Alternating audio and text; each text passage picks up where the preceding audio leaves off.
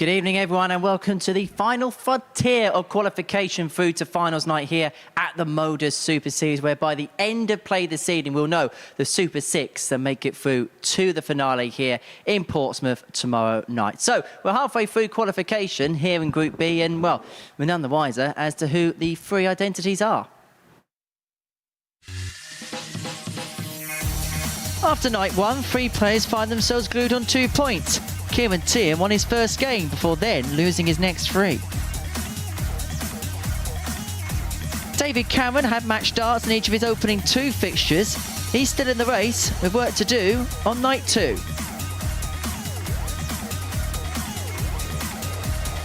The Sheriff was luckless up until his final match last night. 3 defeats before a 4-0 victory against Teehan elevated him back into contention. Gilliland finds himself on 6 points and in a real good position to qualify for tomorrow night's finale.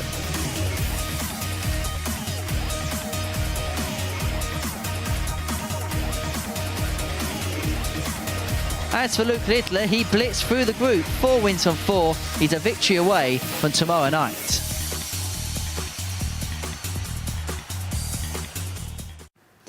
Yeah, what a night we saw in Group B. Chris Mason was describing it all down in the commentary box. Well, we've got to that point of the week now where we know half of our finalists confirmed through Group C earlier on. And, well, how impressive was Harry Ward over the 2 days? Yeah, he dodged a few bullets today. Only won 2 of his 5 games today. 4 out of 5 yesterday, which put him in pole position.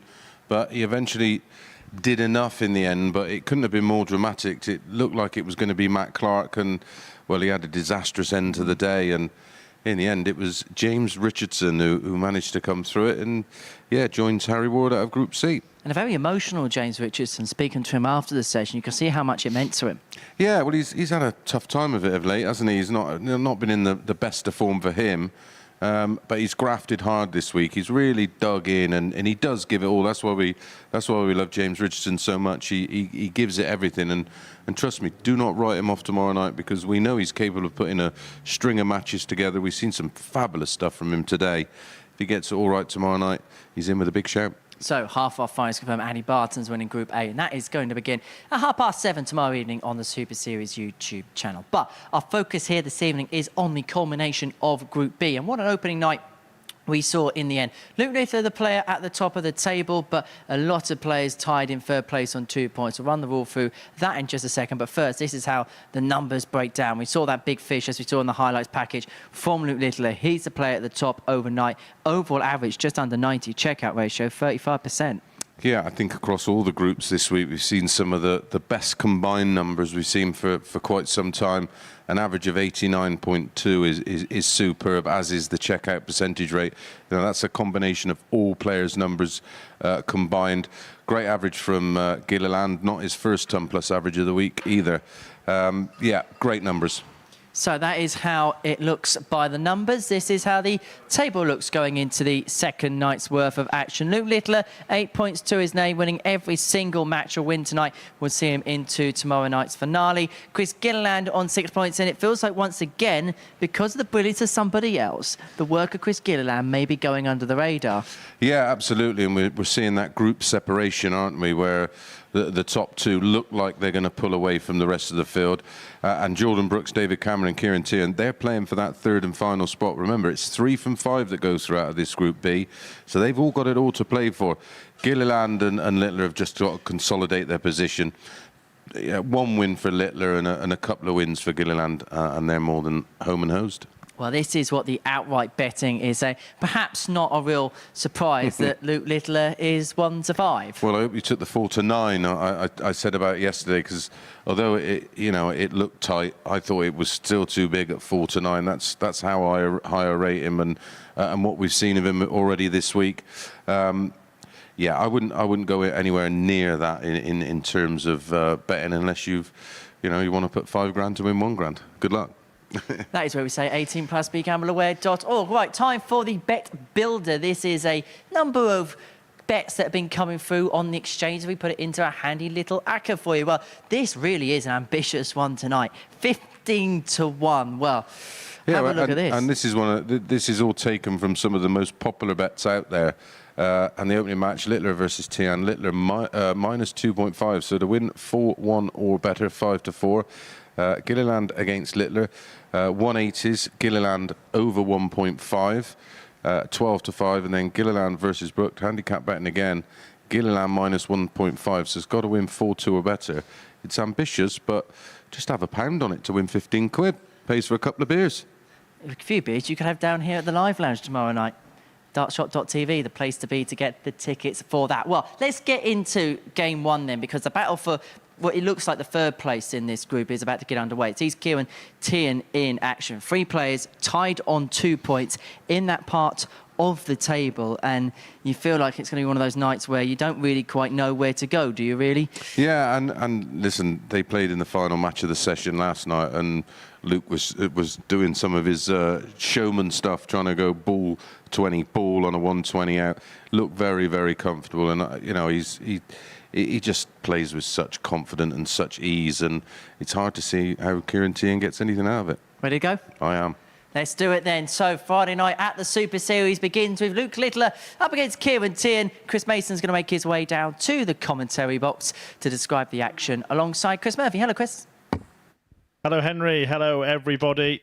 And it could be hello finals night for Luke Littler. Just 1 win away from booking his place there again and maintaining that 100% record in reaching the Saturday show at the Super Series, having won his week of Series 3. First leg, it's Luke to throw first. Game on. And having won Series 3, Owen Binks, the referee, getting the action underway for the evening, and Luke Littler wasting no time in finding 97. a treble 20. Kieran Teehan, his opponent, very much in the race because of the dominance of Luke Littler and the brilliance of Chris Gilliland last night. It looks like it will be those two going through, and then a battle between the other three. The third spot to join Andy Barton's, Harry Ward and James Richardson in finals night tomorrow. 120. Should have been the full house. The high tower there. Yeah, not for the first time. We're seeing that group separation, aren't we? Where sort of get 2 at the top, and especially in this Group B, that's what makes it so exciting, because although the top 2 places may well be, well, not completely done and dusted, but you would think they will both go on to qualify. 60. There's still an opportunity for the remaining three players to battle it out for the final place. Yeah, well, if anyone wants to have a bet on Luke Littler and not making it, as the 60. great Les Dennis used to say, I'll give you the money myself.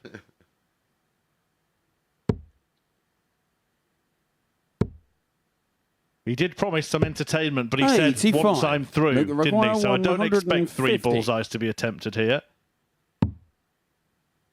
The way he was looking there, I was just about to say, you sure? 86. Kieran requiring 136. Yeah, he was fabulous. On Champions Night, he was safely through and was playing one of the dead rubbers, and he really did put on a show for the audience here. And they embraced it, didn't they? They got involved. Requires 64. They appreciated his efforts. Yeah, maybe a sign of things to come. His relationship with the crowd will be important, and he knows that. 48. However, Kieran require 40. We've seen over the years how it can work the other way around with got to win price. Oh, actually, is a very amiable chap. Really good company. 30. But he would have hit that, wouldn't he? Luke requires Yeah, 16. he loves double 10. And he'll probably hit this. Game shown the And he first has. leg. Luke Littler. Hits the front, so now 3 legs away from securing that Saturday spot.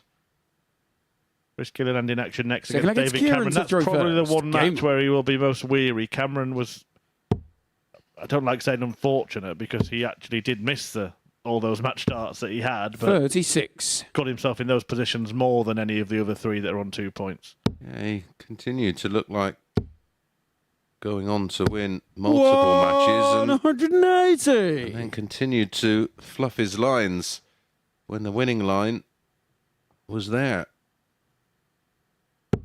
But you do have nights like that. literally 95. have practice sessions like that when you're, out with the lads and you're playing best of threes, winner stays on or something, and you can have a night where you keep looking like you're going to win and you keep losing 2-1. Well, we were the width over wire there away from Luke Littler being on a potential 9-dart finish in this leg. Drifted into the treble 5. 60. Dairy. We mentioned it last night, would be the youngest player to hit one on the telly. Yep. And Gerwin hit one at 17. He did. 60. It was the IDL, was it? Or the World Dart Trophy? Or the Masters of Darts. Oh, Masters of Darts, that was it.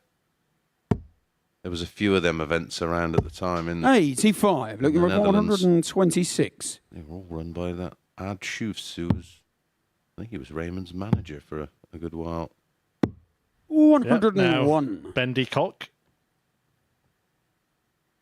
Yeah, that actually is a name, believe it or not.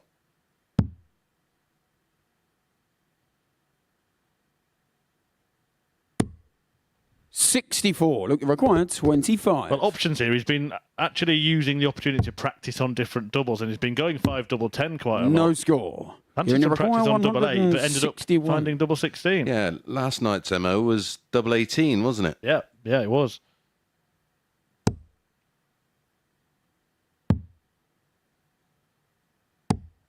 $78. Look, you required 25. Well, does he stick with the plan? He does, but he's got it wrong with the first start this time. I'm not sure that was part of it. 23. Kieran, you require And that 83. literally is just a lack of concentration and focus at that time. It might be something we'll have to ask him about, actually. Just see if Teehan can bed this bullseye first. He can't. 58. But I wonder if it is require pre-planned. 2. I'm going to go this route tonight, or whether it is just Yeah. what he fancies in No any given score. moment, like the Kieran, white you chocolate or require the milk chocolate out of the 25. box. Both. But no, that would actually, yeah, I'd be interested to know. I mean, I was chatting to Henry this afternoon and saying I was randomly went for 70 and went for 42 for 28. 17. And I started hitting it. And Look, when you you do require that, you think, 2. oh, I'll go that way in a match.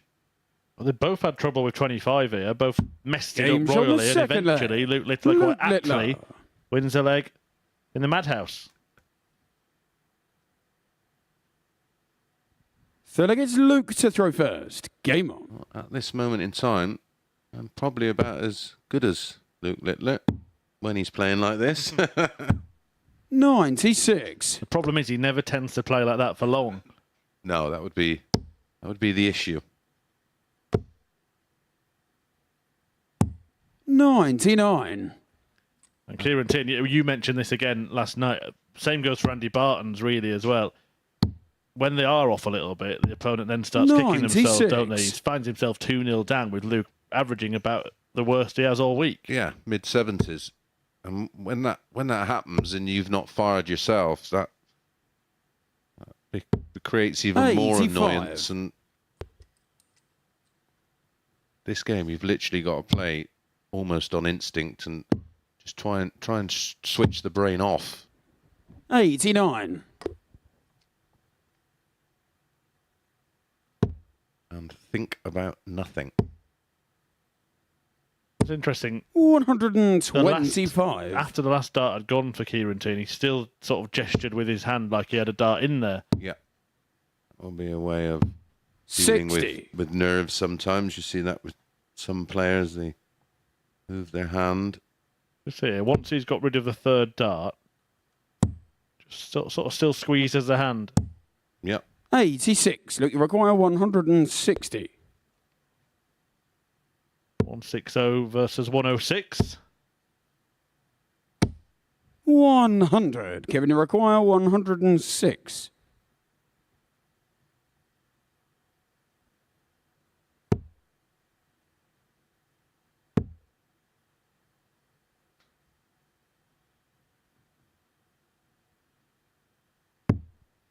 $86. Look, it requires 60.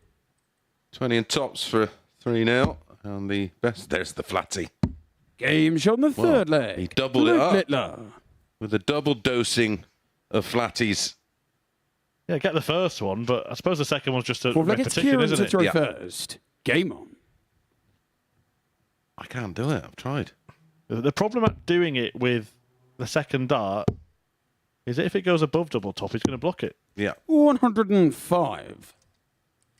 However, Unlike us, that's how we think. He doesn't think that way. Yeah. He thinks, well, this is going in. 46. so he's now just one leg away from qualifying for the third time in 3 attempts for finals night. 84. From promised fun and frolics for the rest of the evening. 96. That's what he said. He'll get the job done first, and then you will be entertained.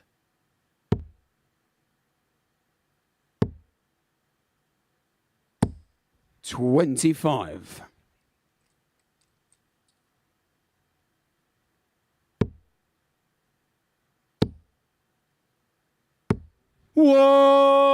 $180. Like spooning clotted silk, if there is such a thing. 98. Just so easy.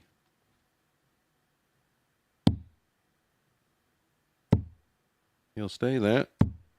171. Followed by a 171. 920s, followed by 919s to leave. Double four. 135. So Look, the you require 8. reigning MODUS Super Series champion seals his Game spot at shot finals on the night match. once again. Luke Luke Littler Littler. needed one victory, and he's got it in the very first match, emphatically as well. A 4-0 success over Kieran Teehan. There was that one really dodgy leg in there when both players messed about at the end of the leg on doubles and even getting to the double on 25. But Littler still averaged almost 85, 44% on the checkouts, and is safely through to finals night. Coming next, David Cameron takes on Chris Gilliland.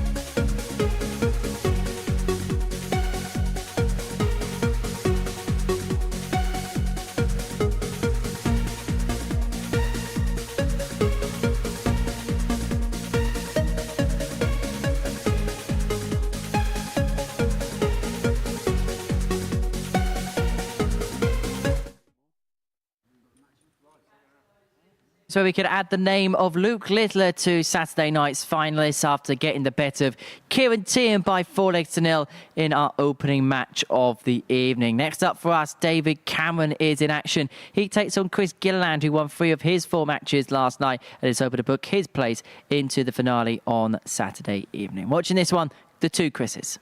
Thank you, Henry. Well, we know 4 of our 6 for tomorrow night's finale for week 8 of Series 4. Will it be one of these 2 or possibly both? Now, because Kieran Teehan has just been beat, this is a much bigger game now for David Cameron, because he has a chance to move into that 3rd qualification spot. I think I know that if Chris Gilliland can win 2 of his 4 matches tonight, in fact, maybe even just 1, but 2 guarantees. Yeah, well, if he wins this one, he leaves Cameron and Teehan 6 points behind him with just 6 to play for those players. So it would be a monumental mountain climb for either of those players. And, of course, Jordan Brooks would have to pass him as well. So a win here would all but seal Gilliland's position. I agree. But defeat here, First leg is and David things do to get throw a little first. bit itchy Game for him on. because his next match is against Luke Littler. I mean, he produced his best performance of the night. Well, it was the performance of the night. Chris Gilliland 58. against David Cameron. He won 4-0 with a 103.66. 6 missed doubles for David Cameron. Allowed Gilliland to really 140. dominate proceedings.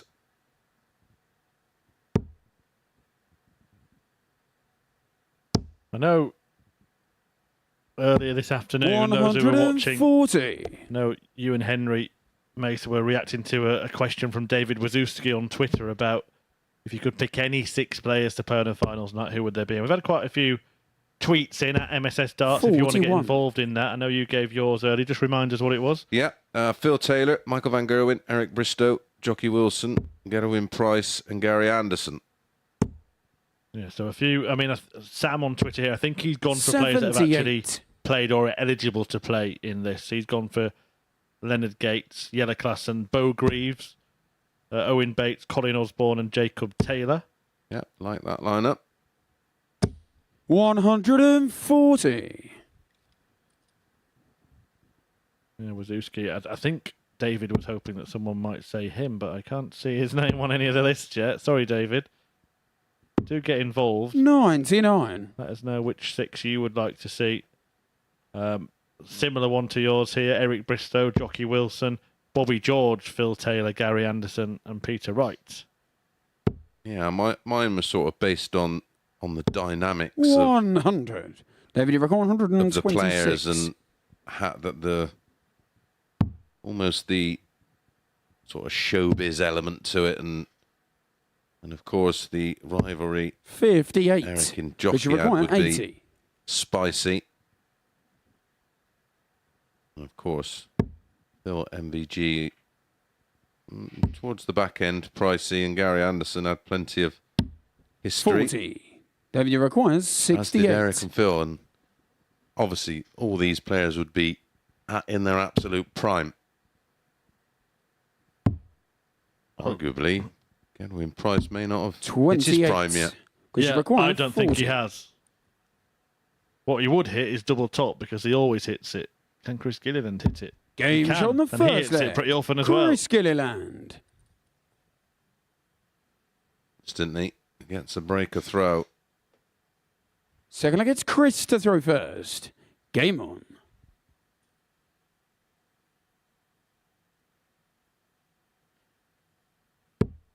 David's campaign last night started with a 4-3 defeat to Luke 41. Littler, where he had a dart to win it. And then another 4-3 defeat to Kieran Teehan, where he had a couple of ton plus outs in that one. And again, I think he 95. had darts to win it. Then he beat Jordan Brooks Fall 3 with a 88. And then, as I already 83. mentioned, Chris Gilliland thumped him 4-0 with 103.66. Chris started the night with a 4-2 win over Jordan, averaged nearly 93. And a 4-2 win over 99. Kieran Teehan. And then was beaten 4-2 by Luke. And as I mentioned, had that 60. 4-0 win. I've just abacus bead counting for a moment there. And Chris Gilliland, if he wins this match 4-0, is not mathematically through, but you'll be looking at a night full of 4-0s, and it would mean the players below him beating 78. him 4-0 and Luke Littler 4-0, Yeah. so it would be very difficult for him to be caught.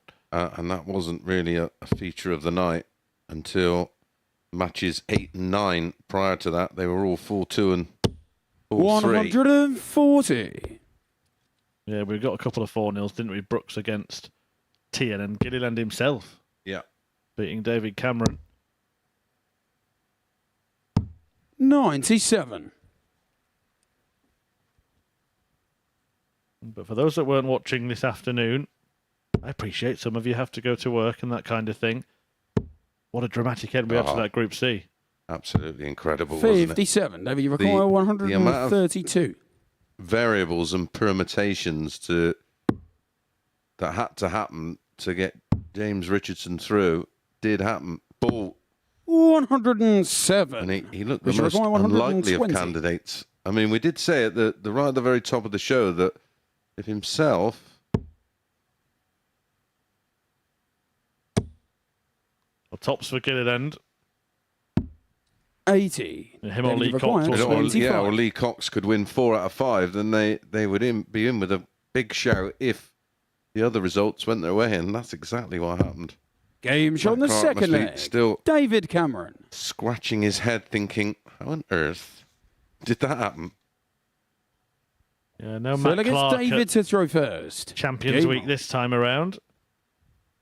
And it's the first finals night. He's Yeah.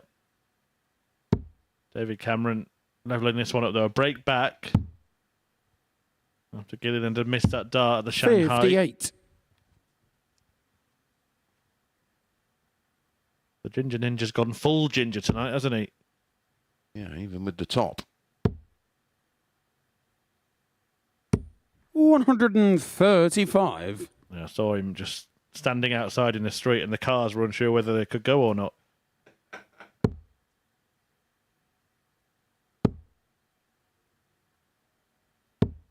Something 45. that over the years have become more and more creative. You think back in the day, it was either a black one, a white one, a red one, a blue one. Well, that was about it. I think there is the odd dart shirt that 97. the image on the back is designed to actually put off the opponent a little bit. I think there's one or two out there like that these days. Evil Charlie. Yeah, that kind of the big sort of 140. Well, you can end up sort of looking at it, and Yeah. it takes your focus off the match. Sort of reading and trying to work out what's on there. yeah, the flights and stems as well. 59. Fully orange. Colour coordinated. How's Cameron's coordination here? Needs another. 140. Another one of those players, David Cameron, who could have the day that James Richardson had earlier. Absolutely. We know he's got levels to his game because we've witnessed it firsthand. Oh, we witnessed it when he won the Seniors Masters, of course. Were you a 140. little surprised about 118. Leonard Gates finishing 5th today in Group C? Yes, but then when you dig deeper, one result and he could have been second. So Yeah. Yeah, one of those 60. very tight Because you games require he 70. lost over the course of 2 days would have gone his way. when he came back from 3-0 behind against Matt Clark, I thought he was destined to make it. Same. Absolutely. Tops here for Gilliland. Double 10 to carry on this trend of breaks of throw. Game shot on the Three of third them leg. on the start of this Chris match. Gilliland. Yeah, that one will frustrate Cameron because he looked to have control of the leg. Fourth leg, it's Chris to throw first. Game on. Cameron just limbering up in the background, ready for the rest of the battle. The man nicknamed Excalibur being put to the sword here by Gilliland. 97.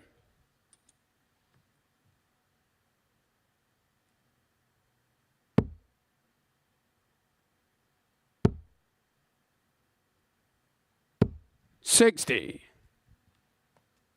Not much of a switcher, Cameron.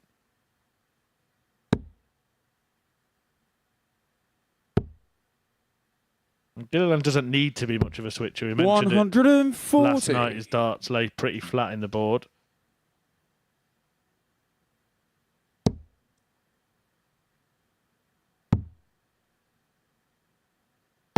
$134.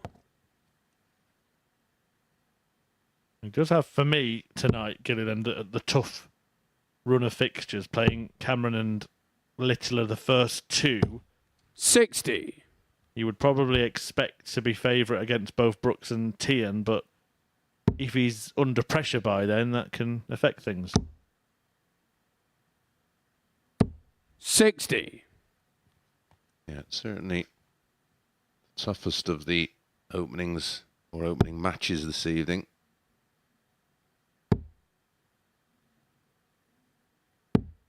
$43. Then again, does David Cameron really want to be playing Luke Littler in game 10?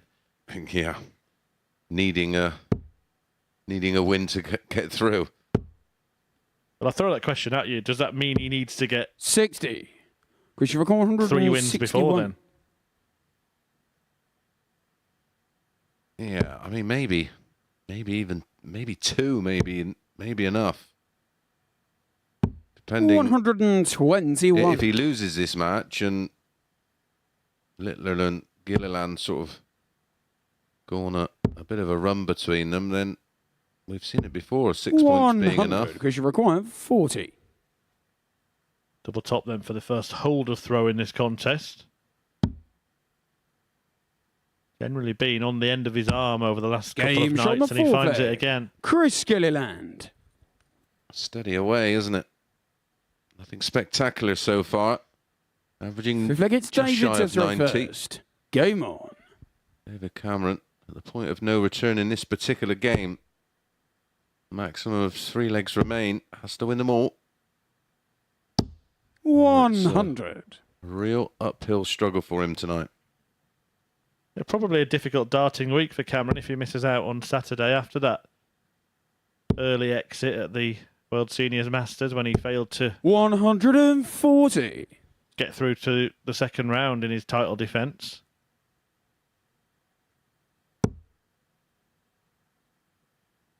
Yeah, it was another point I was discussing today. You can't time form. You can try and 60. sort of play yourself into form and try and peak at the right time, but you're just going through one of them spells where the timing seems to be just off. It's very hard to force 180. yourself back in to some kind of form. Seen it with the greatest of players over the years, and especially recently, 100. where they seem to be under the microscope more than ever. And look at that run of poor form Michael had for a while. Yeah, and everything's there to be seen, isn't it? There's no hiding place No. anymore with averages attached to every 85. match that you play nowadays. Well, especially at that level. If it's not on TV or on a stream, it's on Dart Connect. But Chris Gilliland will be more than happy with his average 100. and his Chris performance require here. 96.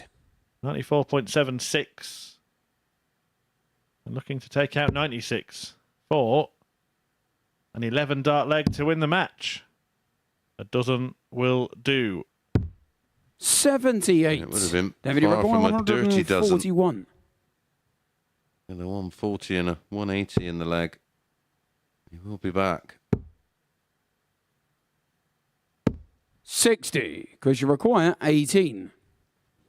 Well, the two top dogs in this group making dominant starts. Chris To Judgment Gilliland. Night. Luke Littler already through. Chris Gilliland as good as there as well now. A 4-1 success for him against David Cameron, who's going to have it tough. He faces Luke Littler in the final match of the night, so he's going to have to win his middle 2 matches. Gilliland won't really have any of those worries, and Kieran Teehan and Jordan Brooks, the other 2 trying to stop Cameron from taking 3rd place, are going head-to-head next.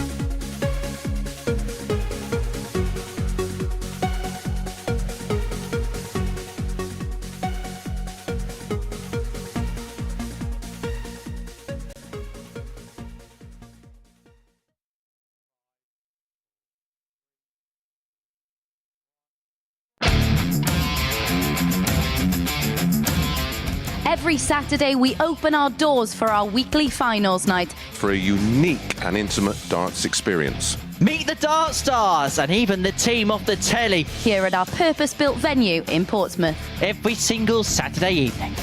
Tickets can be booked via this QR code. Or at www.dartshop.tv for a very small booking fee. Follow us at MSS Darts on Twitter, Facebook, Instagram and TikTok.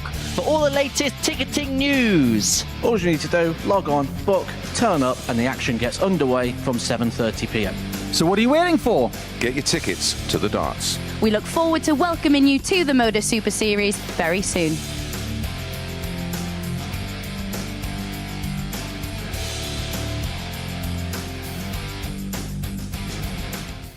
Welcome back to the MODUS Super Series, where Chris has put himself on the cusp as Chris Gilliland got the better of David Cameron by 4 legs to 1 in our second match of the evening session. Next up for us, it's Kieran Teehan in action up against Jordan Brooks. The victor of this one will move into 3rd spot on 4 points. Watching this one in the commentary box, it's the 2 Chris's. Thank you, Henry. And yes, exactly that. Winner of this one will go into that third and final qualification Kieran to position. throw The perfect first. start made by Game the top on. two. A 4-0 win for Luke Littler against this man, Kieran Teehan, and then Chris Gilliland just defeating David Cameron 4-1. So Littler on 10 points, Gilliland on 8. 83. Brooks, Cameron and Teehan all on 2. And well, they made Teehan the favourite here, but he's 8 to 11. Even money about this man, and I thought he played very well last night, to be honest, in spells. Well, 41. certainly against Kieran Teehan when he beat him 4-0. Yeah, Did they not watch that one? good point. Well made. Yeah, it wasn't exactly like a close game, so you can say, oh, well, he's got the throws, so he's going to be favourite 125. tonight. It did seem to get better as the night went on, though, just in a slight little defence of Well, the odds compilers. He started slowly, didn't he? yeah, but 95-43, 4 out of 7 on the doubles. 85. I mean, that's a proper performance. That's top draw. He's one of those really animated kind of arrows, aces, Jordan Brooks. Yeah, it took a 55. while, like you say, just to sort of build up, wasn't it? And once he sort of got going, he was giving it the full beans up there. There's a match against Littler, wasn't it, when he almost decided, right, I'm going to forget that I'm playing a 16-year-old and play my game. And from that point on in the evening, he did throw with some aggression. He was defeated 4-3 by 80. David Cameron. 4-2 with an 88 against Chris Gilliland. And 4-2 with an 88 average against Luke Littler. Well, we know how 100. Kieran, you recall competitive 128. he was when you consider the fact that he's on 2 points on -1. Cameron's on 2 points on -8 leg difference, and Teehan's on -11. There you go. 88. Jordan, you require 150. Of course, that does include the wallopings they've already received this evening. Staying there or treble 18? Well, now he's moved away. I don't expect him to stay there, but your guess is as good as mine. Oh, I agree. And finds it. 114. Kieran, you Good effort. require 40. And tops for Teehan. Game shot Nicely the first done. leg. Kieran Won't be Teehan. the repeat result of last night, at the very least. Second against Jordan to throw first. Game on.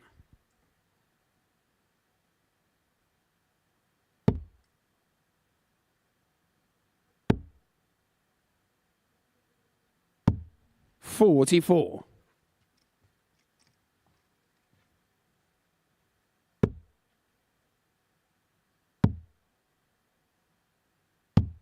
$39.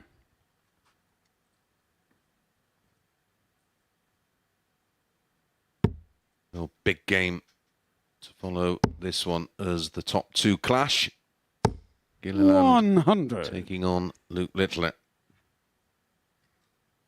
Actually, if Gilliland wins that one 4-2 or better, he will go top. 81. Yeah, good point. We're all sort of crowning Luke Littler as the group winner elect, but Gilliland will have a say in that matter. 140. The top two tangoing next.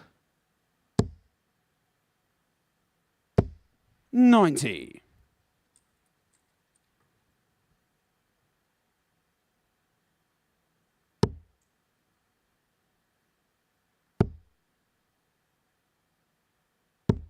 The group's 60. finals night will be completed as well. Bartons and Richardson definitely will be in Group 1, with whoever finishes second in this group. That'll be the winner and third place in this group, with Harry Ward in Group 2. 140. Tasty. Jordan, you reckon 157. And neither of the groups are going to be particularly appealing. Just looking at James Richardson and all the hard work he had to do today to get through, and he's going to have Bartons and either Littler or Gilliland in his group. Nice. 50. Nice Kieran, you reward, reckon that. 151. Well, we've seen Jordan just miss out on a 150 out in leg one. This is one more. Oh, he just misses the 51. Get a dart at tops. 83. Jordan, you require It's quite funny watching Brooks 107. behind him there. He was trying not to look, but he couldn't resist. He's meerkatting. Giving him this opportunity, though, and it's double 16 to level the match. Game shot in the Fabulous. second leg. Jordan Brooks. And he was a whisker away from that 150 in leg one. Third leg, it's Kieran to throw first. Good Game well. on. Found himself 2-0 up and with a little bit of control. 60.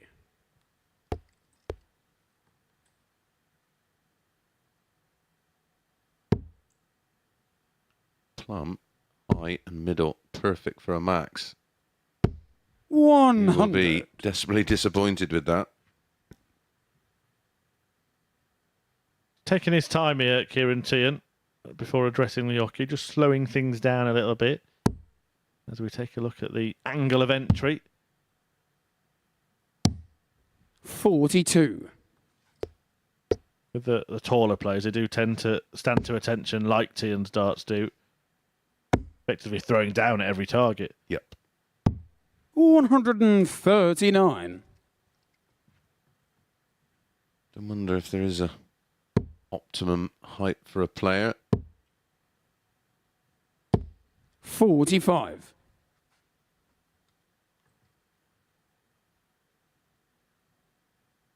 It's an interesting one, isn't it? Because the very best have often been quite short. Phil Taylor, Michael Van Gerwen.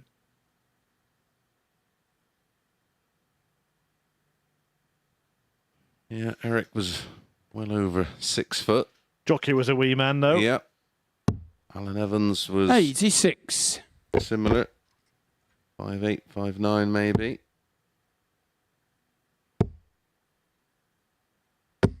140. Gary Anderson, Adrian Lewis, all over 6 foot. Peter Wright's not particularly tall, is he? Yeah, so, I mean, the answer to the question is probably no, isn't it? When you put it that way. But Well, I'd say there's been... 60. I'd say there's... Well, I don't know. Barneveld's tall as well, isn't he? He's 6'3"-ish, I'd say. Maybe 6'4".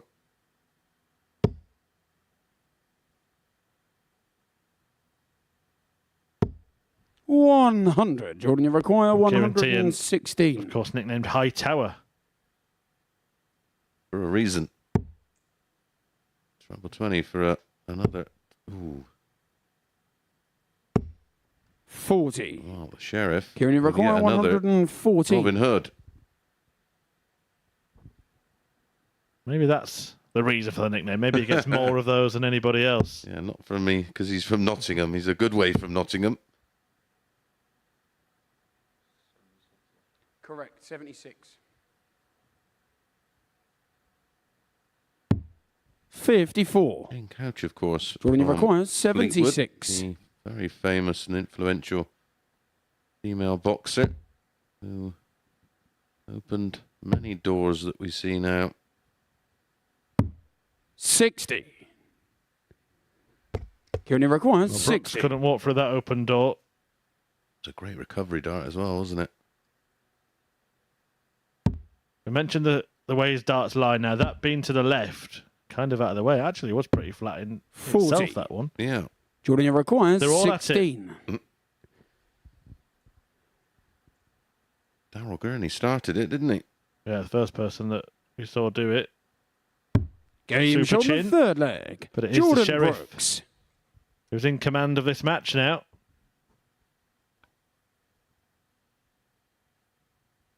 Fourth leg, it's Jordan to throw first. Game on.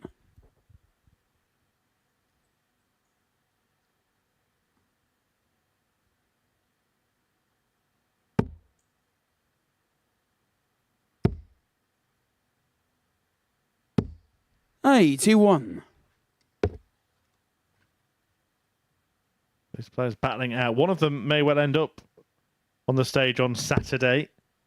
If you are in and around the Portsmouth area and stuck for something to do, bring you 57. live sport here at the Super Series, a live lounge in Portsmouth, and you can secure a ticket free of charge, just a small booking fee, couple of quid. Get yourself down here before the start of the show at 7:30, and you might actually want to do it because Luke Littler has qualified, and I think one day you'll be saying to 101. a few people around you that I saw him play live. Yeah, saw him before he was world champion. I think he has a big chance of going on to do just that at senior level. Already a world champion at youth level, of course. As promised, I was going to bring you the 87. results from tonight's European match play from Germany. Kanteler beat Mendel Lawrence 6-2. 45. Tretzko beat Hurt 6-0. Keen Barry beat Hybrid 6-2. Wade beat O'Connor 6-1. Barneveld beat Killington 6-3. Clemens beat DeSouza 6-3. Wilson ending Whitlock's hopes of returning to the match play 6-2. Bunting beat Luke Woodhouse 6-3. Yeah, and that win for Rem van Barneveld secured his spot in Blackpool, didn't it? Barney is back in Blackpool. Jenks is back next week. 45. Yeah, here at the Super Series in Portsmouth, the King of Cosham filling in after one of the ADC European representatives couldn't make it.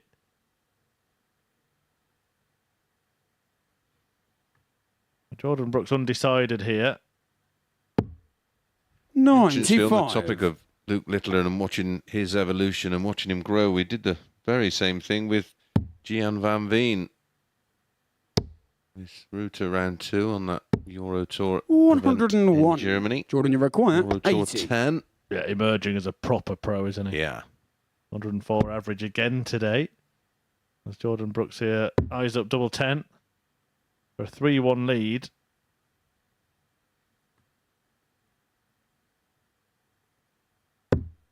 Game And show the question I'm flag. starting to ask Jordan is Brooks. for you at home, did anybody follow Mystic Mason on the tip at the start of this one? Well, I really. Fifth leg, it's not Kieran really. to throw first. Game on. It's just you sort of. We get a great opportunity to get loads of stats and sort of just crunch 60. the numbers really, and not always right, but and even excluding the actual match they had last night, even if you take that out of the equation, it 84. all did just sway towards Jordan Brooks. Still work to do, of course. A victory, though, here would put him on 4 points when all 140. played 5 matches. In fact, it'd be worse than that for Kieran Teehan, wouldn't it? Because he's in his 6th match, Yes. making it very difficult for him. 95. Gilliland and Cameron still to play. So for him, you would be thinking he would definitely have to win 82. his last 2. Yeah.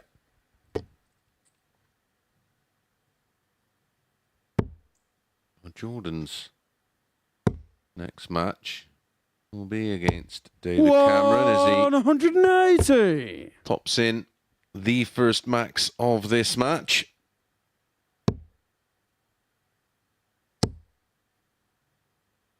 It could actually be 59. as good as done after the next 2 Jordan, you games. require If 142. Brooks beats Cameron and wins this one, of course. Yep.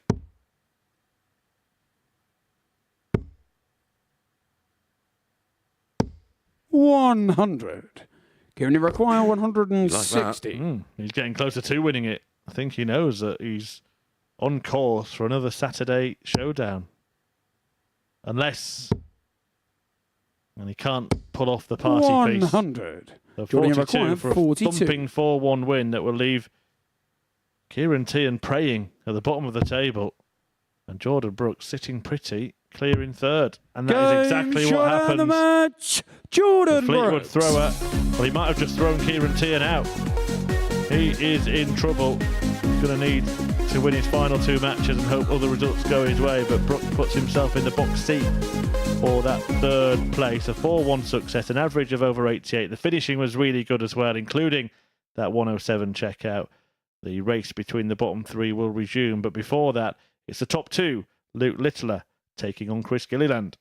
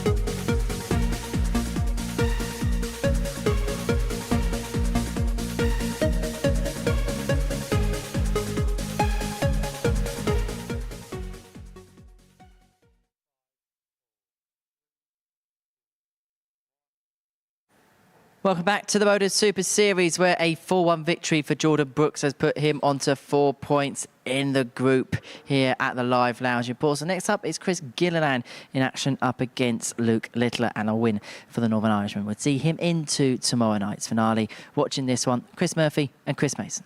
Thank you, Henry. Yeah, it will be interesting, this one, on the back of Luke First leg, Littler's it's Chris comments to that throw first. he will Game on. entertain us once he'd made sure he's qualified. Well, he's done just that. And risky business against this man.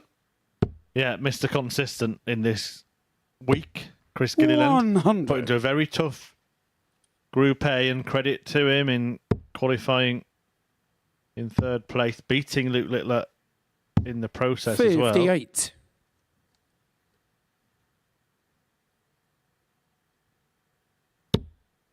Yeah, he got the better of Luke Littler on Tuesday, winning 4-2. 131. Not many have managed that.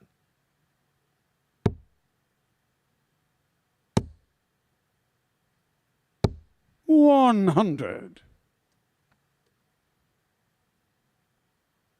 And he also beat Andy Barton's, which only 2 people managed. Yeah, to say not many people did that either. 100. Interestingly, James Richardson was the other, wasn't he? Yes. Well, Richardson beat the top 3 that day, and lost to the bottom two, didn't he? The way it's going, 105. the most because you likely require position for Chris Gilliland 170. is second in this group. Barton's would be in the group with the only 2 people that have beaten him on finals night. Nice little subplot.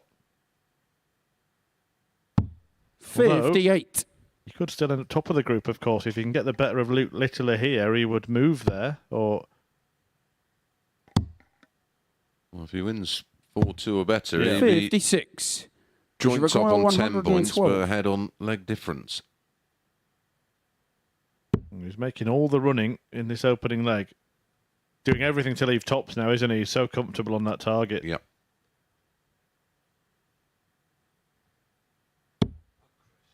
Four 39.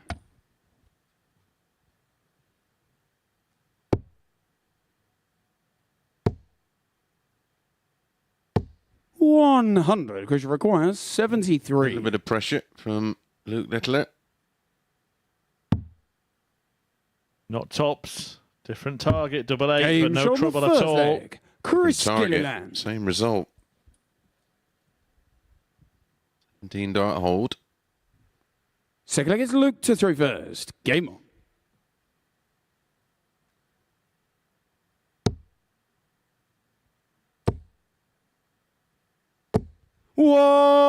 $180.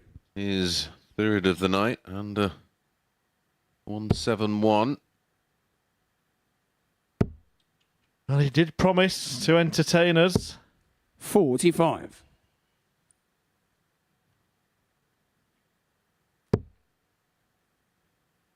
A little curl of the lip there from Littler. 56. Disgust in not following up the maximum. Yeah, a little bit of annoyance. Did have a brilliant spell, didn't he? His qualifying moment, actually. 180 followed by 171 and then a double four. Yep. 7 55. perfect darts at the end of a leg. 3 treble 20s followed by 3 treble 19s. Just wants one could have triple done 19 He here. could have done an amazing 9 if it had been in a 57. different order and finished it off with 3 balls. Someone will go for that someday. Still waiting for the perfect 9 as well, aren't we? The 3 167s. Yep. I believe 45. Nexus has done. Don't think it was a 3 167s, but it was 3 shots finishing on the ball in a. Yeah, he did. He went 170, 170. and 140. during practice on this, it's something I've never done before. We were doing the 170 game, and I actually back-to-back 170s and really 96. fell over. Look, you require 68. Sadly, missed the treble 20. Well, he's missed the treble 16. He has left tops in the end, and he's Game hit shot on the tops second in the leg. end Luke to tie Littler. up the match at 1 apiece. 15 dart hold, max in the leg. So look, it's Chris to throw first. Game on. I do believe Menza Silovic did that in Super League. 170, 170, 161 on the ball. 134.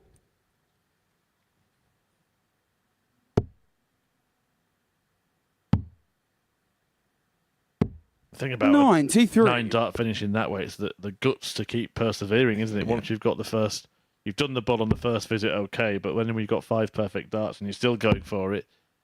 And I watched Bobby George miss the 99. final ball in. We were doing exhibitions together in Scotland many moons ago. Come up with the idea of the 3 167s. And 140. she missed the final ball in the 25. He was an entertainer. Still is. Yep.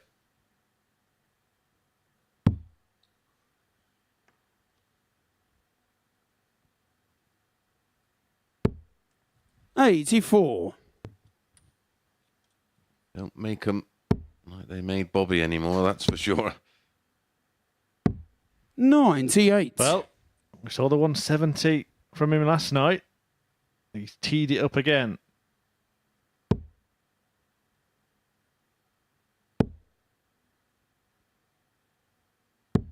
$94. Look, you require 170.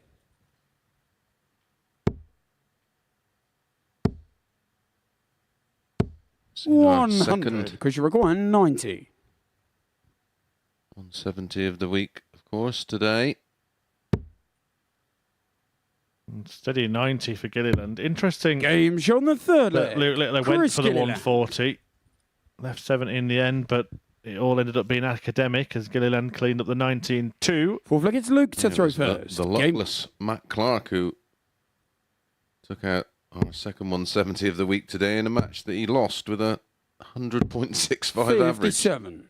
To be fair, and hate me for saying it, but maybe that luck has evened out a little bit because he needed a 4-0 to go his way, didn't he, the first time he got through Yes. to finals night, and it did. Yeah, it was a 156 he took out, 60. wasn't it? Yeah, he was already under the assumption that he'd been eliminated. Didn't know he needed that 4-0.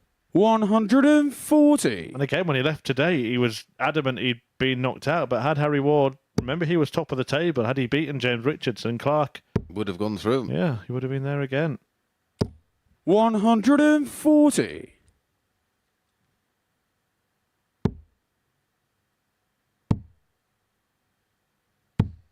$96. Finishing in this match perfect so far. 2 from 2 Gilliland. Littler hit the only double he threw at. 45. Maybe well used to playing youngsters. As he 44. lives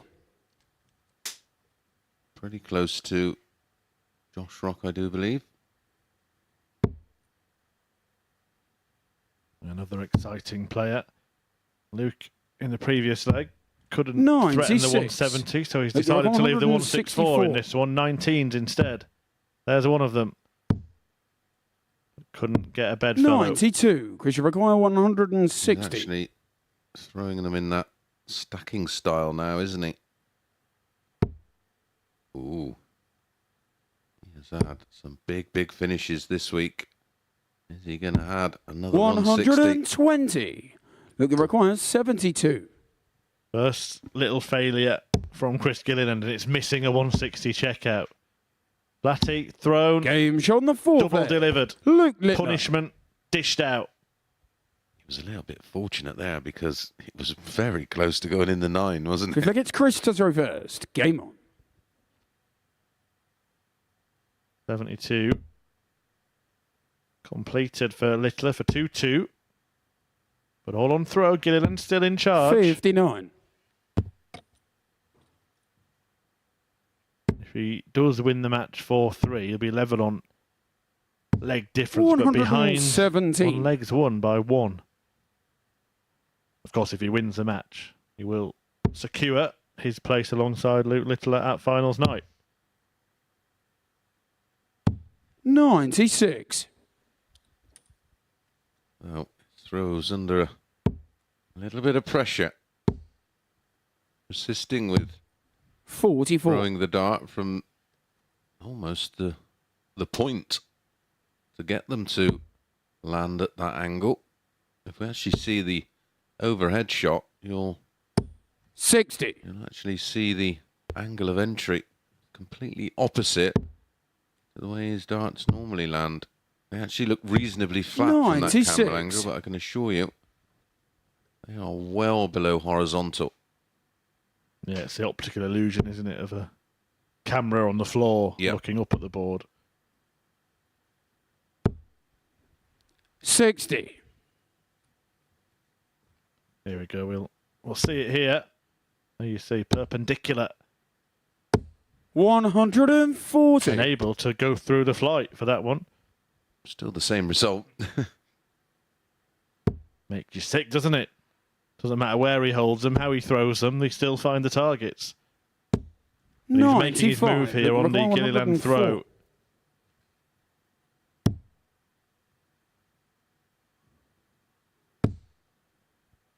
Don't think that's in. Nope. 68. Which require Moved away 131. too much tungsten in the way of the treble 16. Gilliland, remember, missed the dart tops for a 160 in the previous leg, but won't threaten the 131, so it's 36. Now, is he 22. going for it, or is it 16 double And you 10? require 36. Well, he had a look, Games didn't he? on the fifth leg. Luke Littler. decided against it and just straight at the double 18. Pops it in 1. 16 darter. Simply gets Luke to throw 93. first. Game on.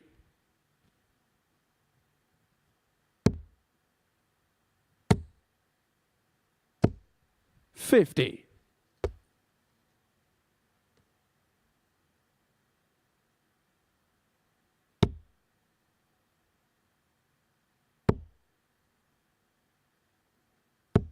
$125.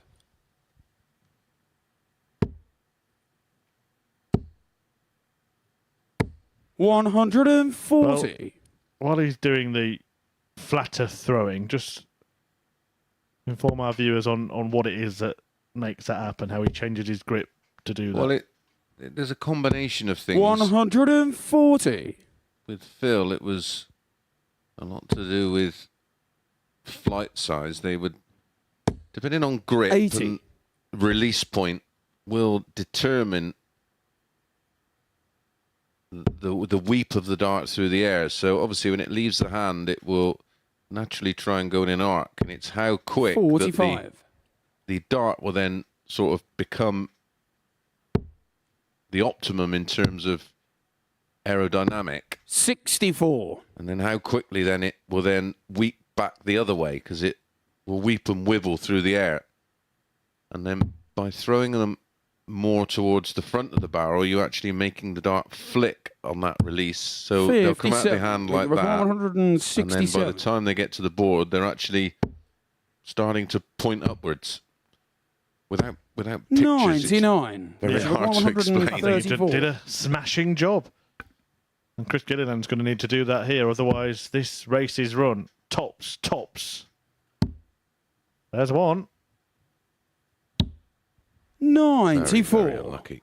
Look, the requirement He's 68. got the super and the smashing, but not the great. Make your mind up. A couple of times he's ended up doing that. Chooses tops. 48. Yeah, Which with requires Phil's darts, 40. the way he's sort of developed them over the years, no matter where I throw those, with the flight and stem Game shot on the combination and sixth barrel leg. shape, they will Chris Gilliland.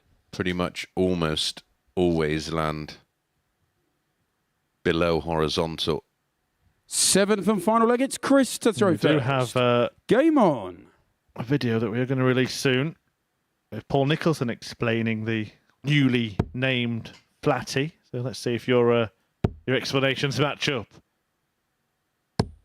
95. Yeah, it's very much a combination of setup and grip positioning and 93. release point.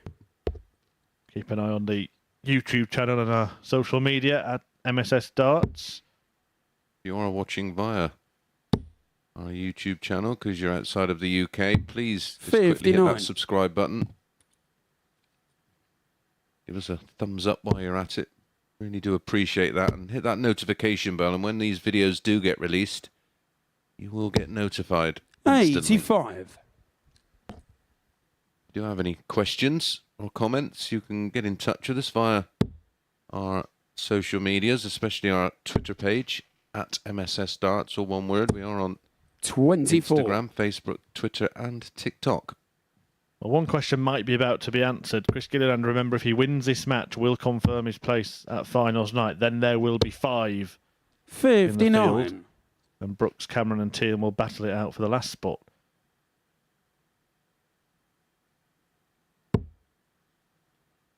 Needs travels. He needs them soon. You have the darts in this decider. I'm 40. forgetting that all-important break back. But he's handed the darts to Littler. He's gone back to his more traditional 94. wants another 170. Wants to lead that column 2-1. Yeah, big 14 on purpose. No other reason but to leave the big fish. 180. But playing those Look, games, sometimes you can get 170. your fingers burnt. Maybe that's about to happen here. Then again, maybe not. 145. Question require So this to 103. put Gilliland in the finals.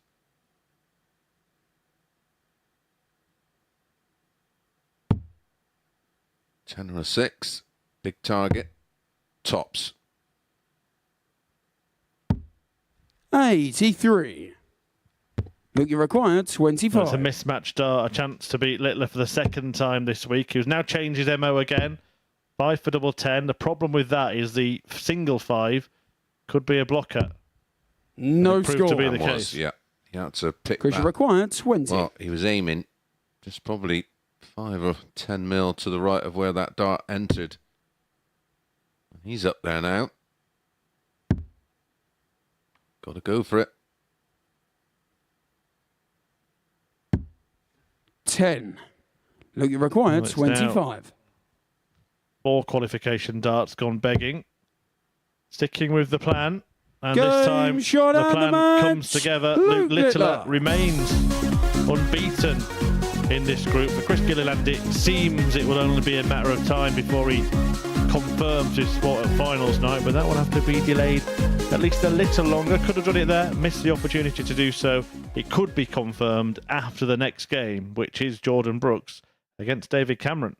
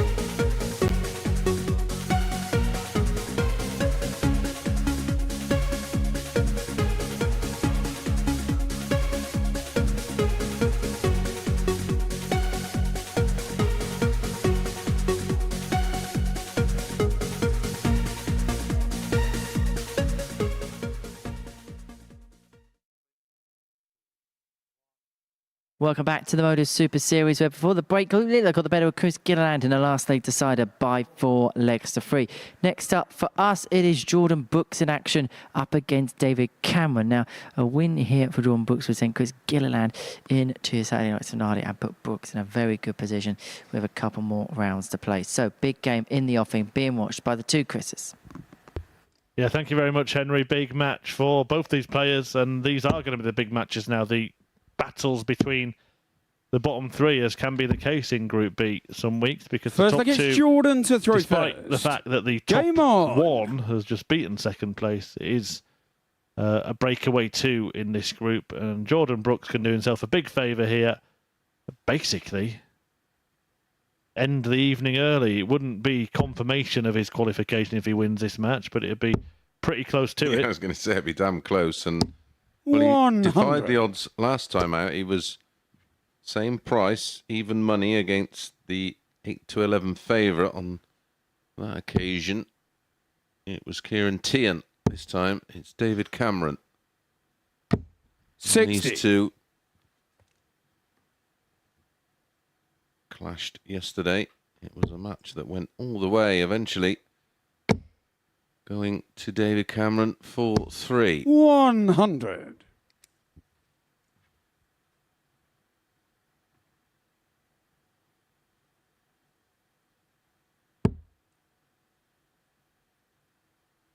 A Cameron win here makes it very interesting, doesn't it? Yes. He gets to 4 points 59. on the same games as Brooks and Teehan, who remains then 2 behind.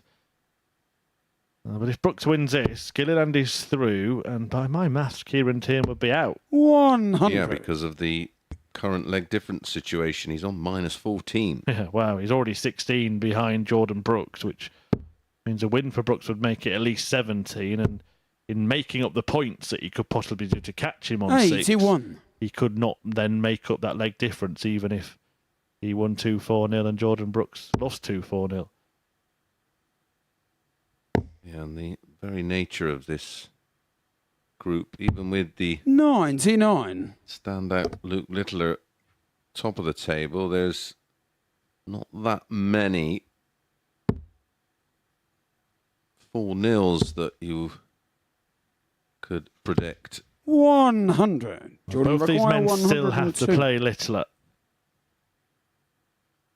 So Cameron beats Brooks here, and then he's hoping for a big favour from Luke.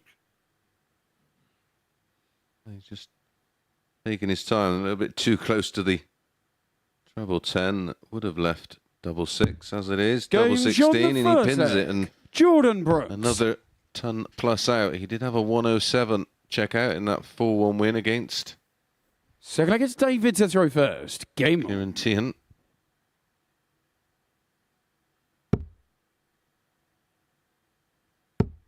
Just a reminder of what's happened so far this evening. Luke Littler 140. opening the night with a whitewash win over Kieran Teehan, and that secured the 16-year-old's qualification for finals night as he continues his series defence. Chris Gilliland then beat David Cameron 4-1 to 100. put himself in a very strong position to do the same. Brooks beat Kieran Teehan 4-1, which is why he's got that healthy advantage over Hightower. And then you've just witnessed Luke Littler surviving match darts against Chris Gilliland before winning 4-3 100. to stay unbeaten in the group. Yeah, 4 match darts for Chris Gilliland in that tie. Had a double to win it. That would have... 60. I mean, he's all but safe into tomorrow night, mathematically, of course. Yeah, we're in mathematical miracle territory, aren't we, with Chris? Again, another healthy 60. leg difference, +8 and on 8 points. A reminder that a Brooks win would put Gilliland through, as neither 100. David Cameron nor Kieran Teehan would be able to catch him.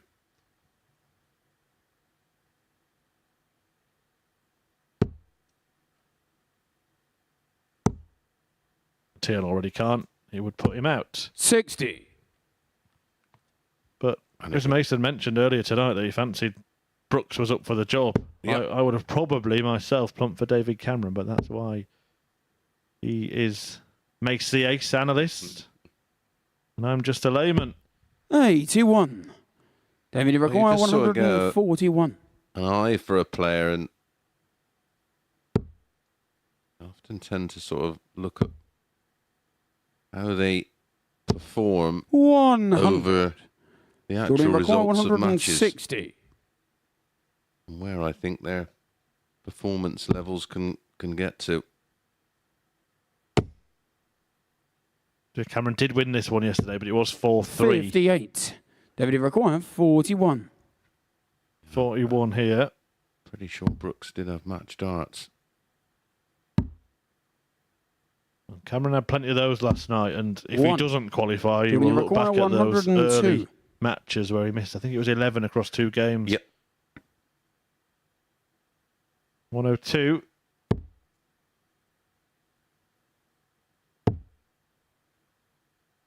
You know, I quite like just staying on the treble 20 in that position. 54. I concur. David, you require 40. Cameron on a double, likely to go out anyway. Just get a dart at any double. Shaking his head. May still come back. Game No, he on won't, the because that's second just leg. sneaked David in the Cameron. corner. And Jordan Brooks is pulled back level, 1-1. Third leg, it's Jordan to throw first. Game on.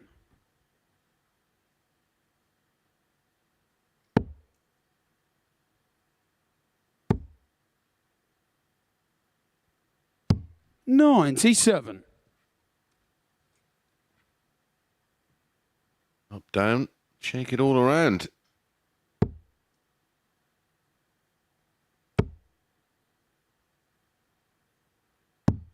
$99.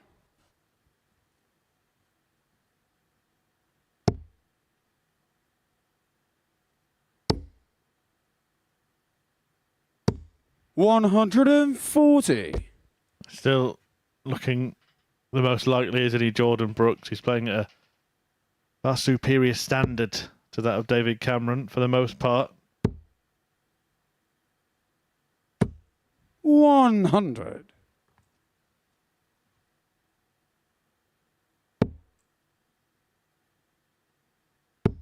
You can't really argue with coming here twice and getting to finals night 58. twice if that's what he does. Not easy. And he isn't.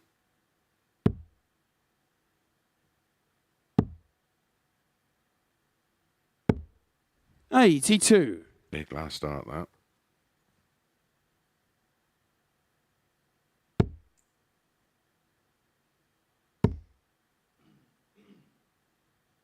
Didn't like that, but he's okay.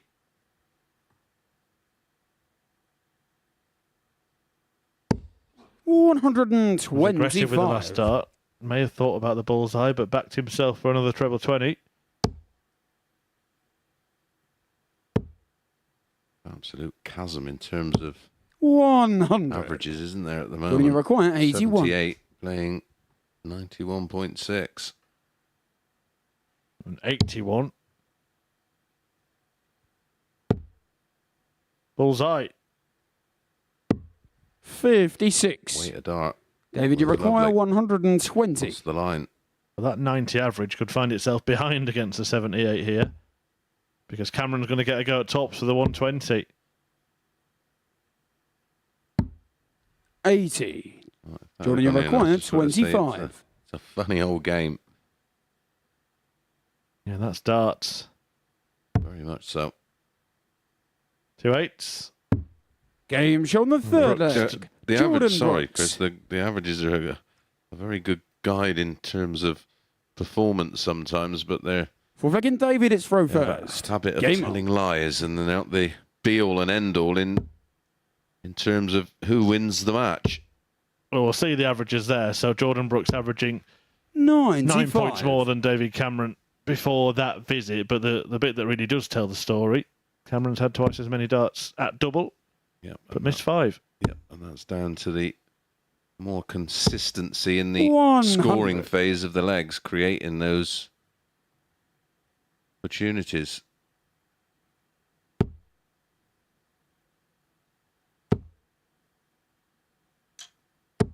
$100.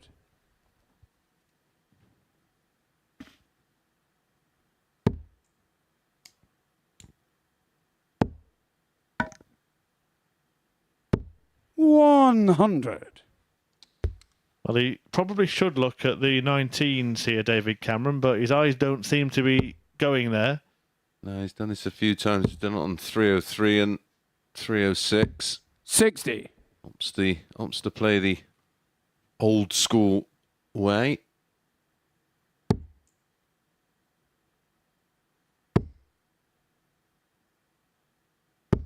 As I do, really, I've not really moved on in that department. It just feels weird starting on the 19s when you see you're still in the 300s.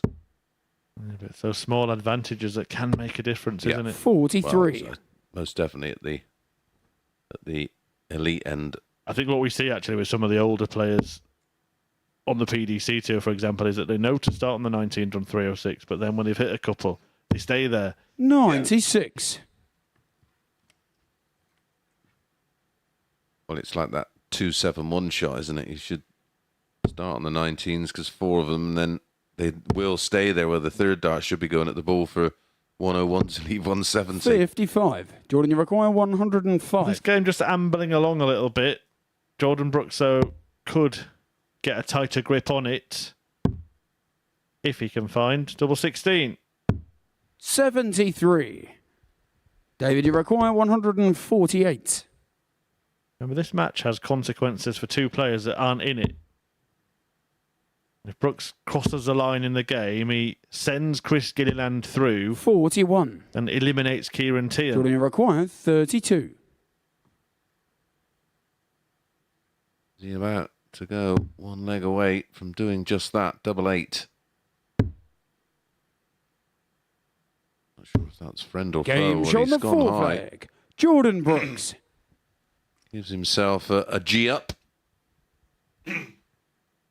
Bizarre, isn't it, the match? If it's Jordan to throw first. 2 players involved Game. aren't ultimately affected by it. So the man being beaten won't be out yet. The man winning won't be through yet. But everybody else's fate will be sorted.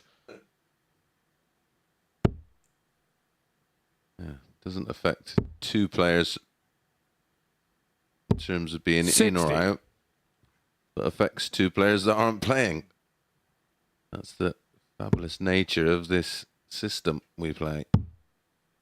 However, it would, of course, put Jordan Brooks on the 58. brink of qualification and therefore David Cameron on the brink of elimination.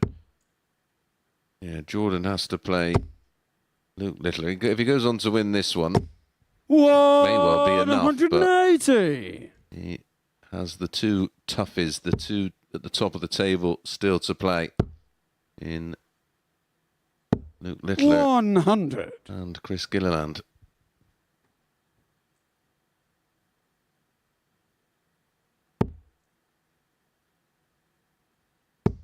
Of course, if he wins this and then David Cameron loses to Luke Littler in the final game, we'll take 100. Jordan Brooks through. Well, if he wins this 4-1, which is looking likely here, the leg difference gap would be exactly 16. So Cameron would need 4-0 wins and Brooks to have 4-0 losses. So 100. again, Jordan, you mathematical miracles. 161.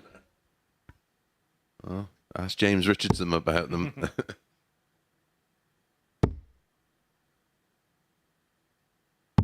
137. Super approach play.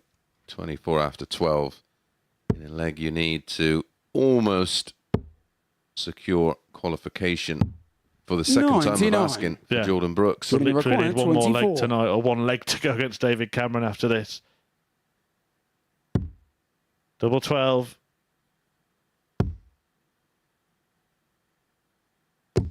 Well, that's there, and he's shot on pretty the much match. there. Cameron Jordan pretty much Brooks. out. Kieran Teehan is out, and Chris Gilliland is through.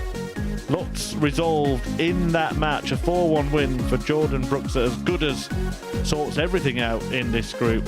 He deserved it as well. An average just shy of 89, 40% on the doubles. David Cameron struggled in that department. The 102, the high checkout, and Jordan Brooks literally a leg away from qualification now. Luke Littler through, Chris Gilliland through, and Kieran Teehan out. And when we return, Gilliland will face Teehan.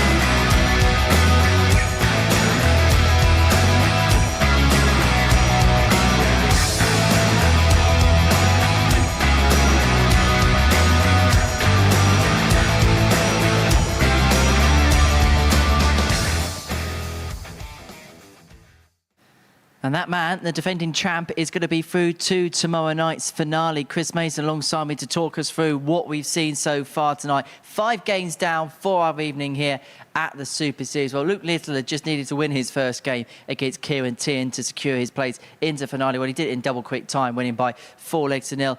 Elsewhere, it's been a really good night for Jordan Brooks. 2 4-1 victories puts him right on the cusp of qualification. And Chris Gilliland has also secured his place through to the final tomorrow night. Chris Mason alongside me here up on the balcony. Well, we said Luke Littler just needed the 1 win. He did it in some style, didn't he, in the end? Yeah, ultimately we were looking at who was going to come through the battle for the 3rd and final position in the table, and it's looking like it's Jordan Brooks. It was a great opening match for him, winning 4-0, drama-free, and just gets over the line, and now he can just enjoy himself really, and mainly keep his focus on tomorrow night. Maybe there's a few areas of his game that he's not happy with. He can use this evening to work on those.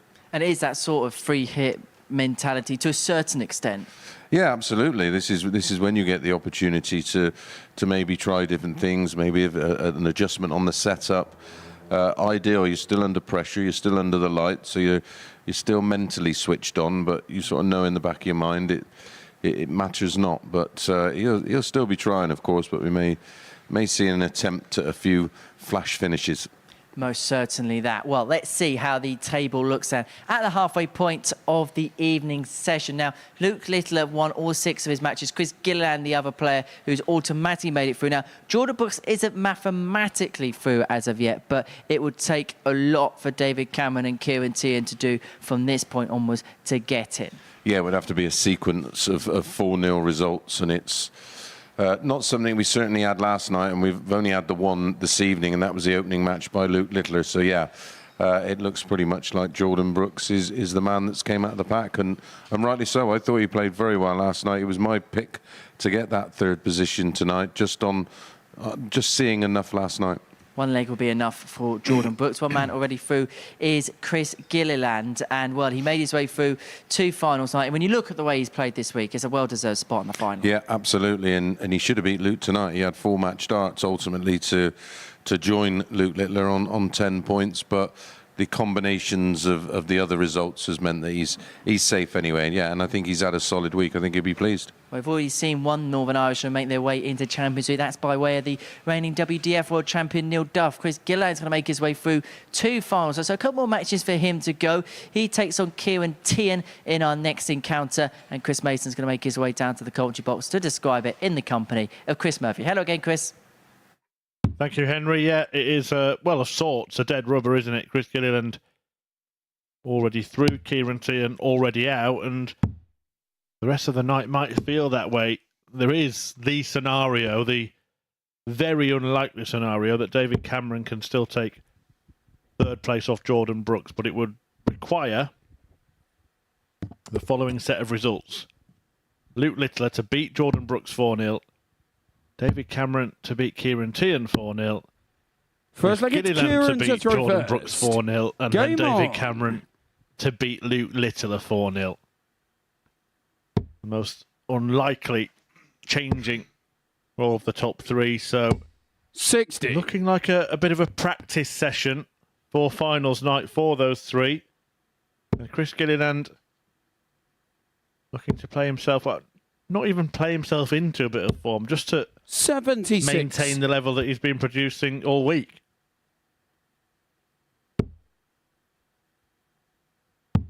When this pair met last night, 58.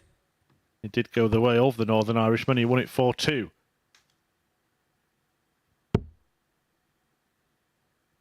Yeah, and it's going to be hard for Kieran Teehan. He'll be, of course, 97. desperately disappointed how this campaign has gone for him.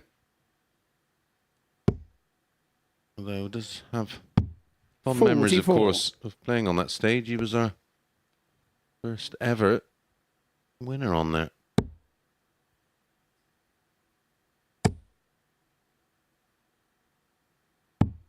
$59. Way back in Series 1, Week 1. Yeah, and the first night having qualified in Southampton. 135. Memories, eh? How far the Super Series itself has come, let alone the various versions of it before. I suppose when we have nights like this, when the total opposite to this afternoon, when all's said and done, basically after 5 matches, we get a chance to reflect on other things, and the journey, it's one you've been involved with from the start, has been a special one, hasn't it? 121. Yeah, it's been remarkable to see where we started and where we currently are, and 96. Which you record far 148. from the finished article, but yeah, a remarkable journey. One of the few things I can think of that's 60. been positive. Giving you require 108. COVID. Here you go. Created a wonderful opportunity 76. for amateur dart players. Which you require 88. Gilliland. We'll look at an 18 now. Oh, he's really attacked the treble and he's missed a big number entirely. 72. Kieran, you the require danger. 32. Double 9. Game show on the first Double, leg. double. Kieran Teehan. Well, we are on a trip down memory lane. I'm So going to it's do your Chris to throw favourite little first. feature, Game. Chris, This is my favourite. on this day in darts. BDO Gold Cup women just 3 years ago. 100. Bo Greaves beating Fallon Sherrick What in the happened to final. her? Yeah, either player. Both will be heading to the World Match Play, of course. The Gold Cup men that year, Jim Williams won. The year 83. before was won by Scott Mitchell.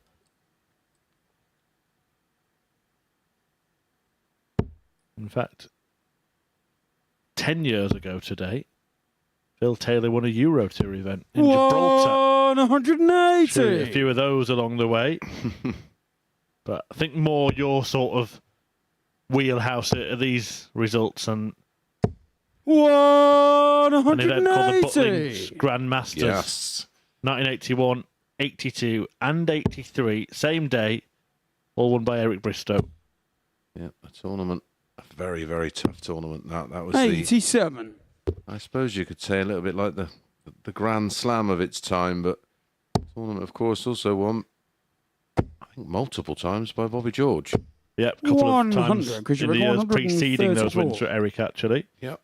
Well, that was the sort of early stages of Eric's domination, and then for me, golden years 84, 85, 86, and Game wow. show on the second leg. He would approve. he would Chris have approved. Gilliland. Beautiful finish.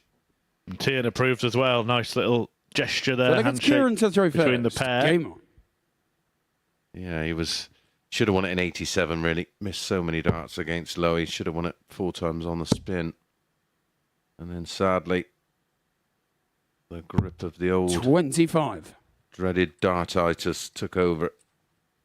Although still managed to make multiple finals. When people say, how good was he? Well, he won a massive tournament. Actually, it was the biggest prize in darts in 100. 1989. Played Russell Stewart in the final in Japan.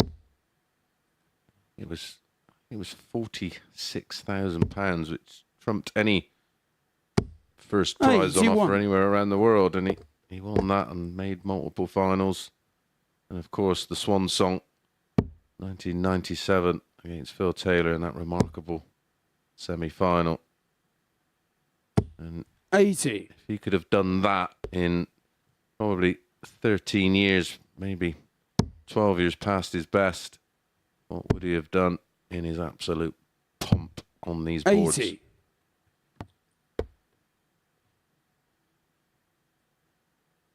Well, Chris Gilliland on 3-2-1. Can tell you also, to finish that thing, on this day, 4 9-darters in history. Wow. 95. 2018, Michael Van Gerwen. 2009, Wes Newton, from Fleetwood, of course, Yep. like Jordan Brooks, and Larry Butler. Oh, wow. 140. Roger Carter in Las Vegas against Wes Newton. Wow. Good friend of mine, 49. Roger Carter. Fabulous player from across the pond, qualified for the embassy many times.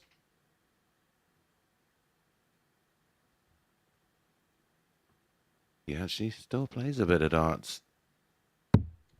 Oh, I've seen his 36. name pop up with something to do with the CDC. Yeah, was playing in the CDC as recently as last month. As was Larry Butler, funnily enough. Played each other. 57. Nice little full circle there, Can you just in time for the checkouts 139? here as well. Kieran Teehan on 139. Bit tougher than the 120 that Gilliland's left, but he might get it. 42 for tops. That's a lovely 131. rhythmic feel to that Which require 139. Once you hit the 120. 57, I know I shouldn't go for the ball, but just a natural step up from the 57 to the ball feels so natural. 60. Can you require 8? Can almost feel that bit of flatness now. The fact that both players know their destiny. The urgency is gone. And that can Game work shot on the in third leg. different Kieran ways, Teehan. of course. Sometimes it's for the quicker player. I think it's an advantage Well, that because gets you really Chris to do throw just first. relax Game and let everything flow. For the more measured player, you need that extra 60. bit of focus and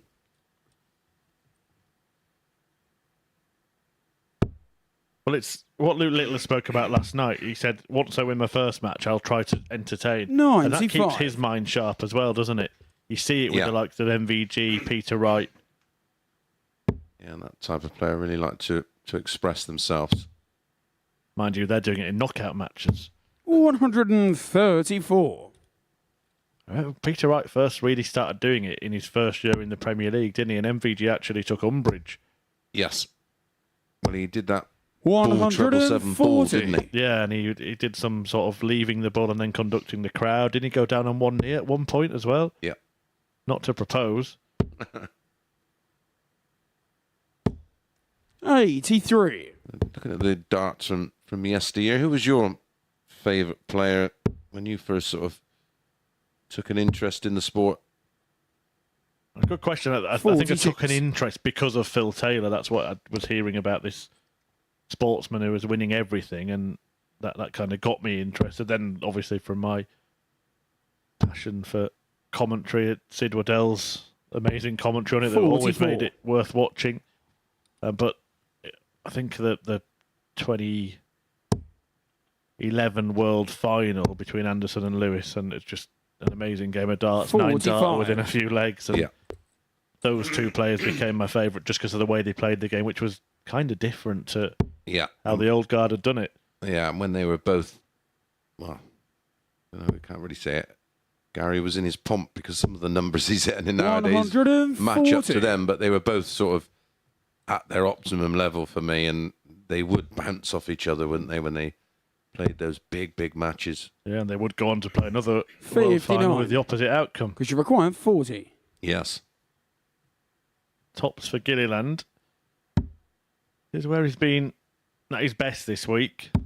Game He shot on the nails fourth it again leg. for 2-2. Chris Gilliland. Yeah, it's interesting you say about Taylor and the fact that of your sports journalism background. Flag Of it's course, Kieran to throw first. Game on. you need a flag bearer, and Phil was that because of the fascination of how can a sportsman go all those years with 140. winning consecutive world titles, and it's pretty much what Eric did. He was like the real dominant force of his era. But he was that good. If you talk about journalism, Taylor was that good that 85. darts only ever made the headlines if Phil Taylor lost a match. Yes. And sport needs those players or type of players 58. to get eyes on it, and different eyes, and well, sport owes those players for doing just that, getting eyes on the sport, which then in turn attracts 140. broadcast deals and sponsors. Taylor actually was here, wasn't he, commentating on Kieran Teehan when this Super Yes. Series first started. 133. He's left himself on the 170. Is he going to now try and entertain a few parting gifts, maybe, from the departing Teehan? That's what he needs. A couple of those in the bullseye. Get ready for 170.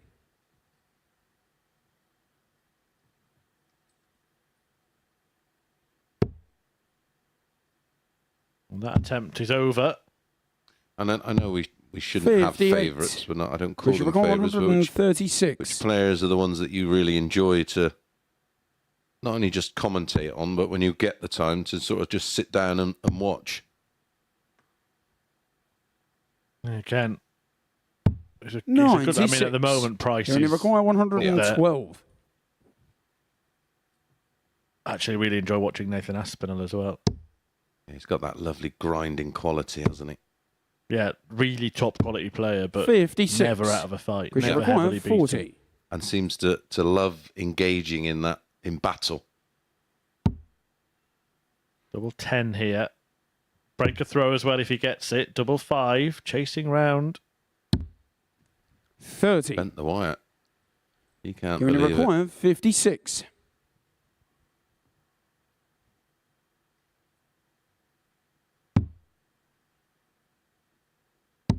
Game show on the Teehan fifth takes leg. it after Gilliland's Kieran misses. It Teehan. is, and it's obviously unintentional. Every player goes onto the hockey trying their best to win every leg, See if they get every match. Christus But it's reversed. being played Game. like a match that neither player has to win, and that's exactly what it is.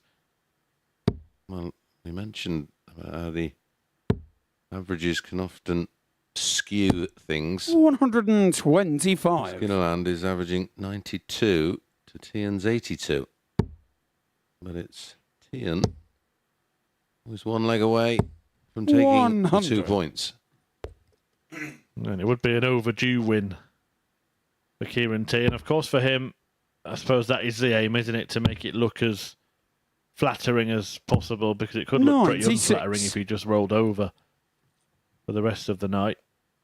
His last victory was his 100. first match Yep. in this group when he beat David Cameron. That was only after Cameron had mismatched darts himself. 41.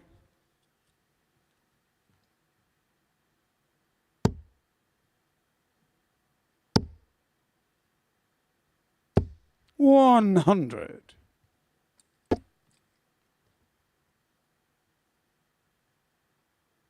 Yeah, I've had a tweet in from a recent participant here at the Super Series, Sean McDonald, home from Summer League, and 99. then straight to the telly to watch the MODUS Super Series. Do get in touch at MSS Darts. Let us know as well. We'd like to hear from the viewers 96. why you started watching Christian darts. require 140.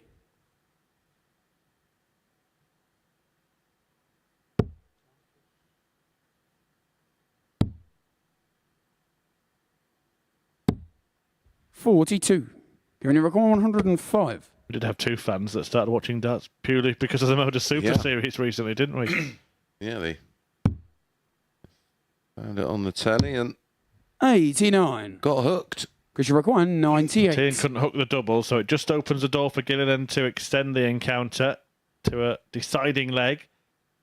Treble 18, double 12. 86. Can't quite find it. So You only for requires 16. a second win in the group for Kieran Teehan. Lost 5 on the spin. Can he end that trend? That's tricky. Go. he finds a shot way. down the match. Then Teehan Kieran takes Teehan. down Gilliland, who of course is already through, but isn't guaranteed a second place finish in the group. Luke Littler now is guaranteed a first place finish in the group after that result. Teehan, though, well, it won't do him any good. Gets a victory just puts away some darting demons, but he is heading out. He'll be back for one more fling later on tonight. Two players who look like they're heading through. One of them is already through, Luke Littler, in action next against Jordan Brooks.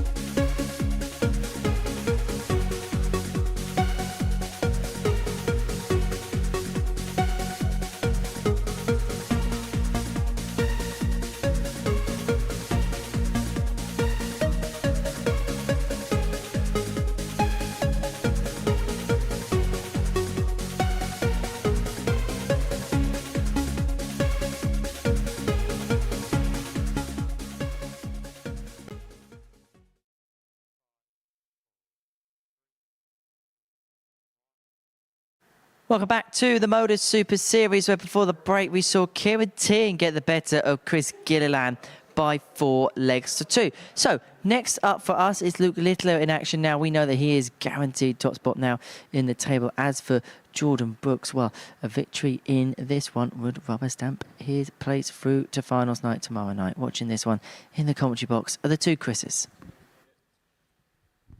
First leg, it's Jordan to throw first. Game on. And just to clarify, a leg for Jordan Brooks would secure his place at finals night. In fact, even if he loses this match 4-0, you'd have to rely,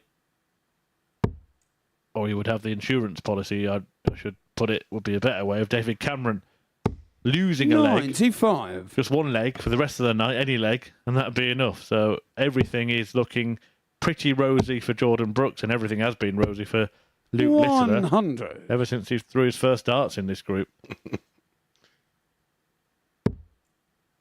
Yep, he has been on top throughout, and he's now 96. 4 clear in terms of points at the top of the table.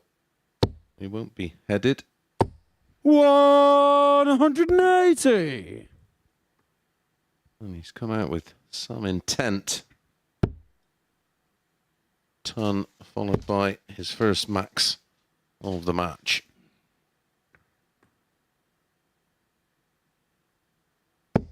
$121.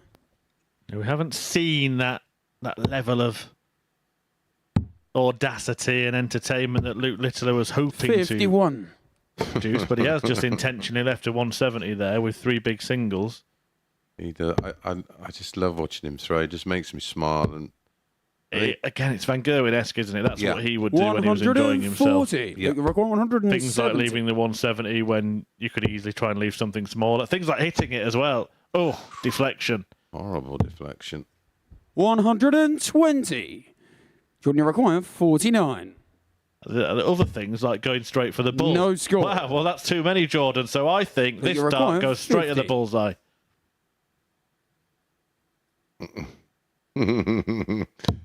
He thought about it. Probably wishes he had now. 30. Changed his mind, He didn't did. he? Jordan, you He require did. He had a 49. little smile to himself and changed tact. He ended up no better off having missed the big number by hitting an odd number. Brooks nearly straight into the double, having hit the treble last time around. Yeah, he just over-adjusted.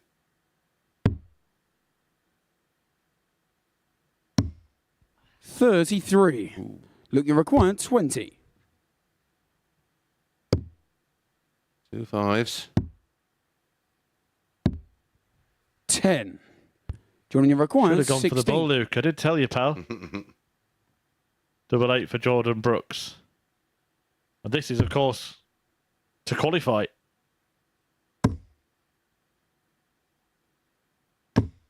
No score. Look, you How many require closer 10. without them going in? Surely he'll pay this time. Wow. 6. Jordan, you require 16.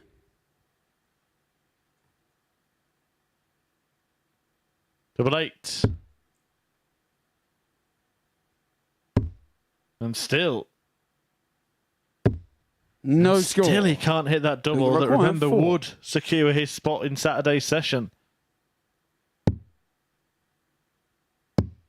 Game shot on the first leg. Luke Littler. Oh, put that one in your notebook, Murph. 23 dart break of throw. Second leg is Luke to 8. throw first. Game on. Leg darts. Jordan, 8 qualifying darts. 96.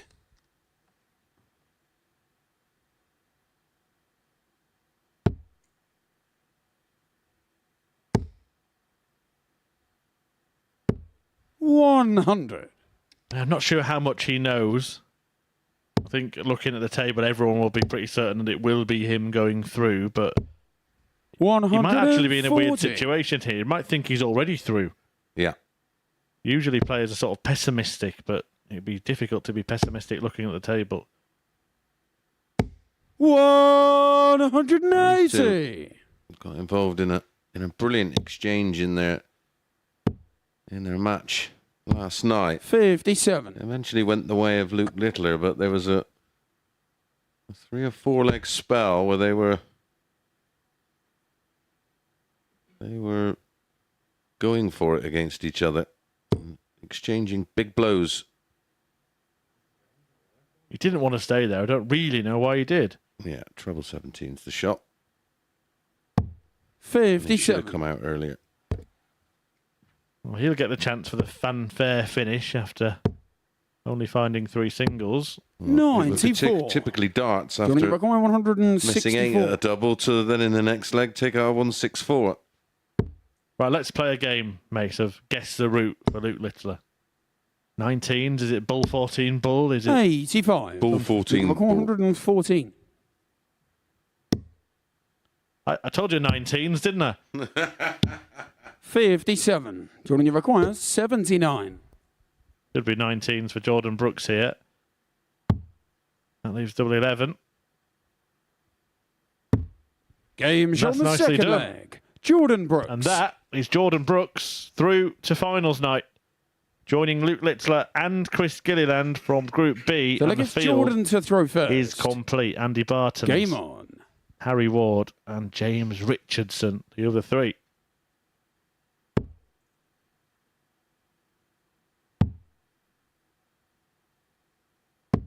$57.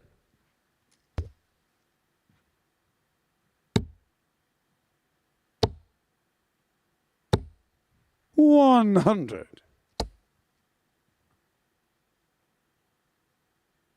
For me, certainly the best three from this group qualifying. 180. Certainly think Littler's been the best player. I think Gilliland has been the second best player and 100. the third best player in the group. Littler's still unbeaten in the group, despite the fact that for a quarter of it, he's just been playing for laughs.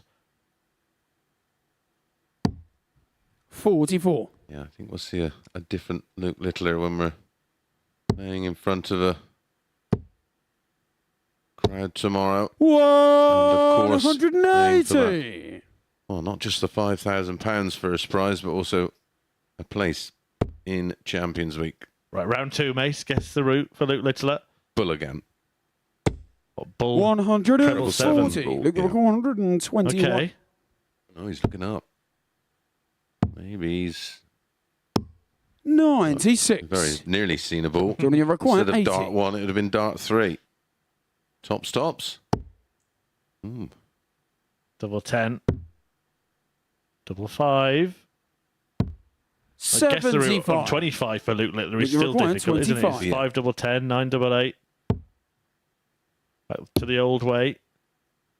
And it's the way that works. On the third leg. Jordan Brooks Luke finds Littler. himself 2-1 down and should really be 3-0 up. Fourth leg, it's Luke That's to throw another first. thing, isn't it? At Game the tender age of 16, Luke Littler is developing that kind of aura that he can do that to players. Yes. 41. You miss against him where you might not miss against somebody else. And Brooks has missed 10 darts at double in this game. 134. Having said that, Littler himself has missed 9. Yeah, they both had exactly the same amount of darts at doubles, but 100. Jordan, of course, missing 8 in that opening leg. Then one in 14, and then missed another couple of 45. darts in the third. There's a bit 2 180s. 100. 4 in already, and we're only in the fourth leg. Yeah, Luke Littler involved earlier in the week in a match that had 9 in 6 legs. Staggering, wasn't it? 58. Record equaling session. Yeah, and that game in full available on the MODUS Super Series YouTube channel. Group A, 90. replicating the 131 180 record in a Group A from September 2021, I do believe. Right, I'll give you another chance. You've not been right yet, Mace. Guess the route. Look, you require 170.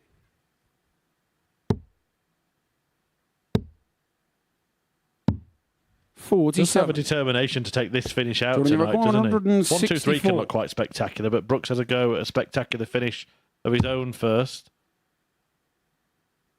Stay there. 57 would have left a straight ton. 46. Look, you require 123. So 19s for starters. Nails it. And now the bull. Goes Nails on it. the fourth 3-1. leg. Luke Littler does Luke get his Littler. little moment of glory in this match. As easy as 1, 2, 3. Fifth leg, it's Jordan to throw first. Game on.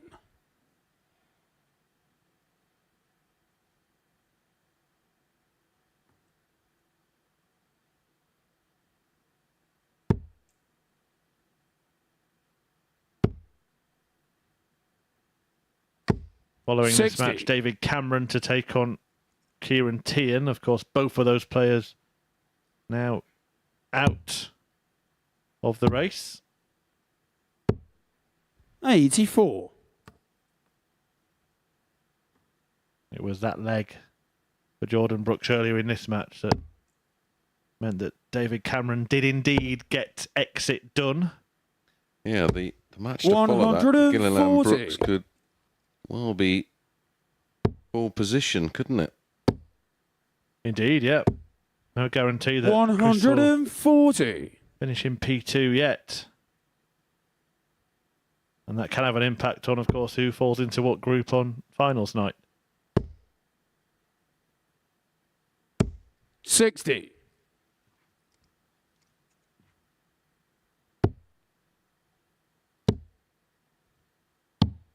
137.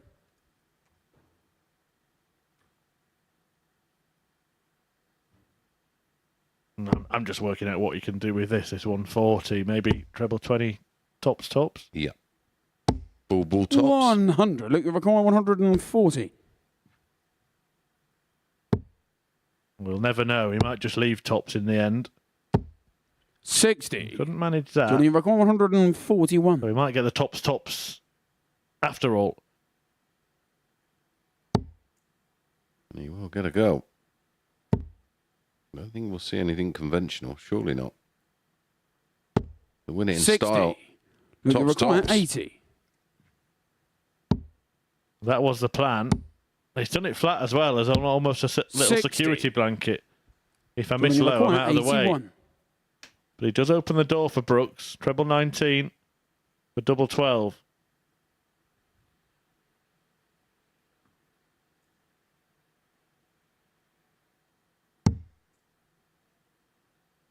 Treble 18 for double 12, but can't find either of those targets. 41. Look, Luke require Littler 20. Can complete another Game win and does shot and the complete match. another win. That is Luke 7 Littler. out of 7 in this group now for Luke the Nuke. He sees off Jordan Brooks, but he got the one leg he needed to qualify. So that does confirm that the 3 players through from Group B are the 2 you've just seen, Luke Littler, Jordan Brooks and Chris Gilliland, who's going to come up in a couple of games' time. Next, it's the 2 that have been eliminated, David Cameron and Kieran Teehan.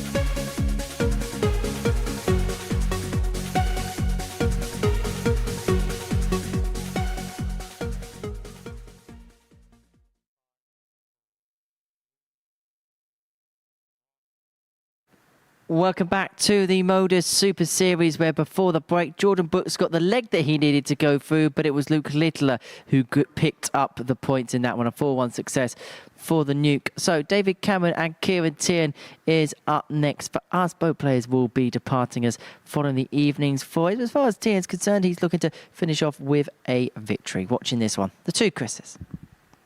Thank you, Henry. Yeah, Kieran Teehan currently on 4 points. First leg, it's David to throw first. It's minus Game 12, so he on. can get to 6 points. But Jordan Brooks is on +2. So even if he wins 4-0, he'd still be on -8. 140. And same for David Cameron, only 2 points for him, but he has 2 games left, so can still get to 6 points himself, but he's -11. Even 2 4-0 wins and a 4-0 defeat for Brooks, he'd be a leg behind. That's why it's all confirmed now in this group, and of course would have to get a 4-0 win against Luke Littler, which, let's be frank, is not going to happen. Yeah, the only twist 41. is what we mentioned during the last game. Jordan Brooks and Chris Gilliland, who play each other in our next game, which is the penultimate game of the session. And if Jordan Brooks wins that one big, 60. he could potentially pinch second spot. Yeah, they could swap places. That's good, this pair, to be fair, but it doesn't really matter, does it? Only bragging rights. 100. Yeah. Teehan finally put an end to his losing streak when he beat Gilliland in his last outing. 60.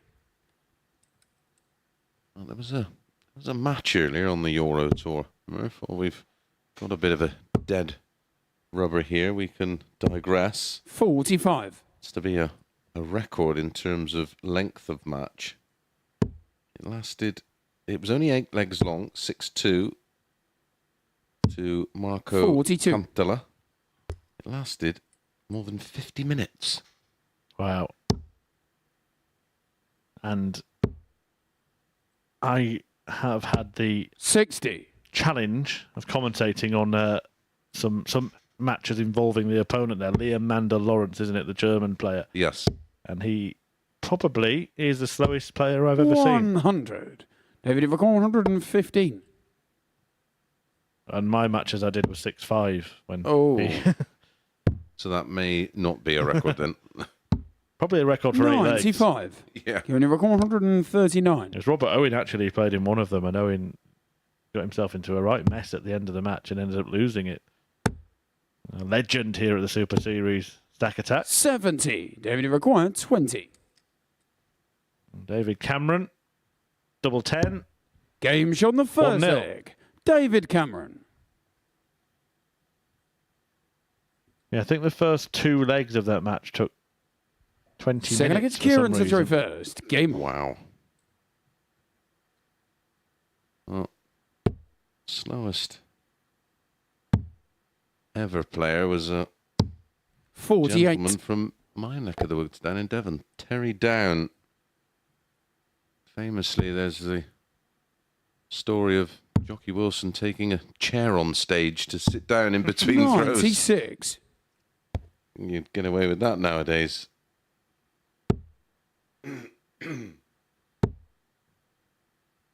Yeah, some snooker 55. tournaments actually brought in a shot clock, haven't they? Yes.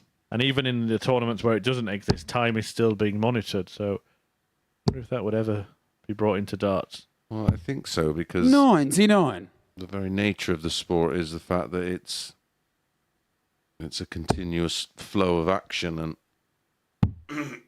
I'm pretty sure 98. it's being monitored, and well, hence why the shot clock idea was initially thought of. They have it in pool as well, of course. I think you 43. do have a couple of options in pool where you're allowed to ask for a timeout, but you're restricted to so many. Maybe one a frame or something. Yeah, I tell you who it might really hurt in darts is those who have 85. a bit of trouble with the counting. Yeah. Because you're going to get to the point where you just got to throw it anywhere. 59.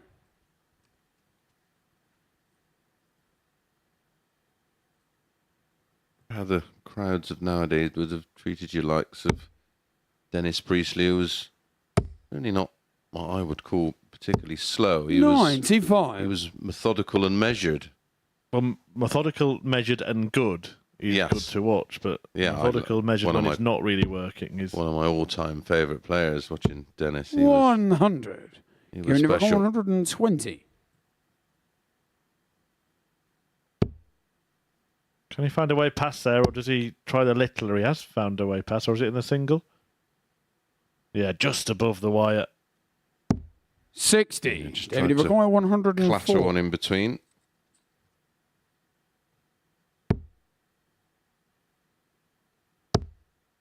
Oh, it would be a interesting 100.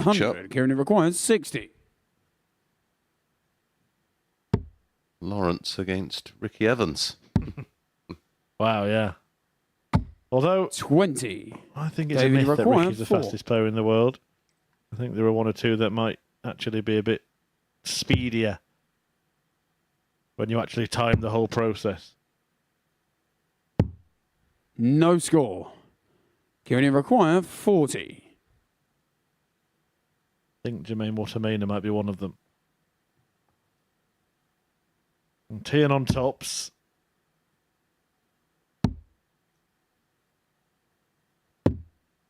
See a 20. few quick ones here. Is that Scott Baker's got to be up Yeah, there yeah, as well? he's- He's 4. rapid, isn't he? I mean, a match between Baker and Evans would be finished by now, wouldn't it? Yeah, it would. 4-3. No score. Kieran Well, we've require actually- 20. Actually, I've got about a match that has been completed quicker than this one right now, because this is now over 6 minutes, and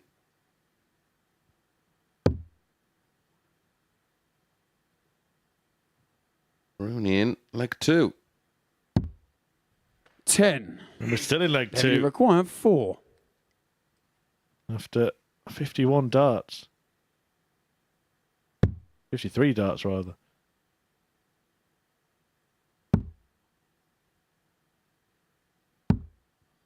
2. I thought it might end on the Madhouse. It may You still require go that 10. way. The tally continues to rise. Double 2. Game shown the Thought they second might leg. both end up there, but Kieran that is a Teehan. long leg. And it's won by Hightower. Just sadistic. So look, it's David to throw first. Game on. Yeah, we won't mention the averages at this point.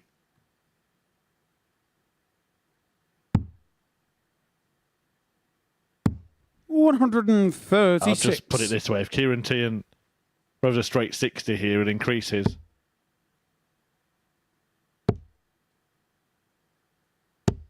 $85.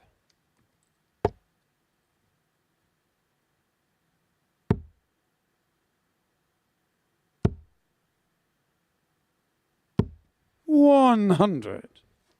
And following this is that battle for second place between Jordan Brooks and Chris Gilliland. And confirmation 140. that Brooks would need to win 4-1 or 4-0 to finish second. Well, my mate Yogi over on the reef doesn't miss a 105. dart, him. And it was actually 48 minutes, and it's the longest match ever on the European Tour. 100. Well, that's 6-2. David, you require 160.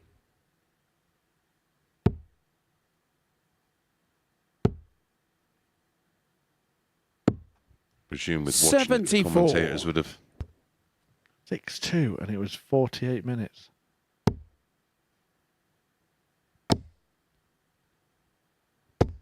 $100. David, you require How many 86. Simpsons characters Paul Nicholson got through in that one?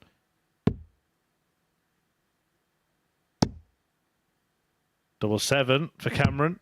Game shown the third The irony. leg. Following a David 30 Cameron. dart leg, one that took 14 darts. 15 darts, sorry, in the end. So exactly half. Fourth leg, it's Kieran to throw first. Game on. Do we know the longest leg here? The longest match here? 85.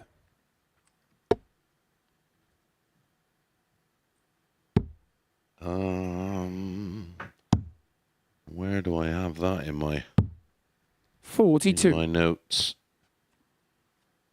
I thought you'd just if you'd have commentated on it, you'd have remembered it. Yeah. Yeah, because I've had the right 60.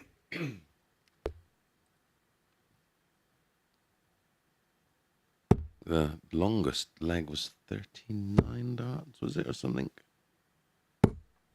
60. Yeah, I do remember it. Both players missing loads and loads of darts at double.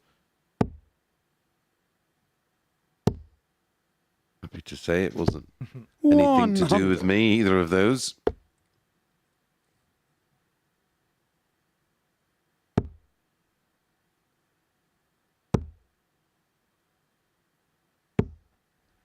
$140.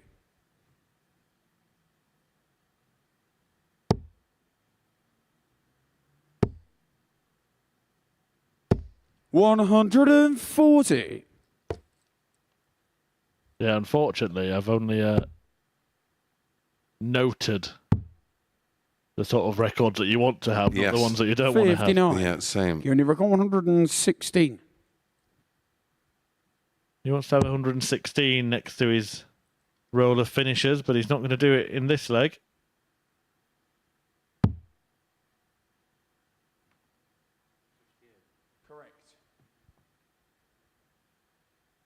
76.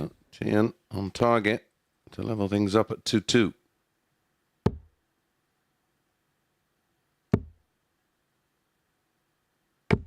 $180. Where did that come from? Giving you record 40. First one of the match, Game show on the fourth leg. followed by a Kieran Teehan. perfect dart at tops. Yeah, counted for nothing.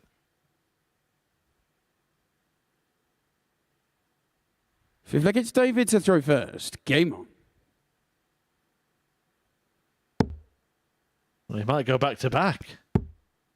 Not to beat. 137. I know that record of consecutive 180s because you can only have 4, can't you? I've seen it done. Mervyn King, Steve Brown. 133.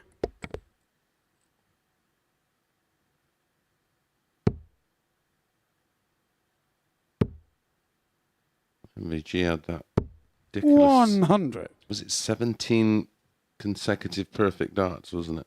Yeah, he missed Against Rob Cross, wasn't it? missed double 12 for the. That was that one you're talking about, the UK Open, but he Yeah. also 41. had 17 perfect darts when he missed double 12 for consecutive 9 dart Nines. finishes against James Wade. 100. I've only ever seen one player do 2 in a match at that point. He almost did 2 in 2 legs. Yeah, against the same person. 180. Teehan now in on the maximum max. 64. A pair of them suddenly waking up. Cameron looking for 164 to hold. Teehan on the 147 break. 100. Giving you record 147. And it's on. Treble 17. Not to beat. 78. David requires 64. Potential 14 darter. Stay in the same area. Double 16 for 3-2.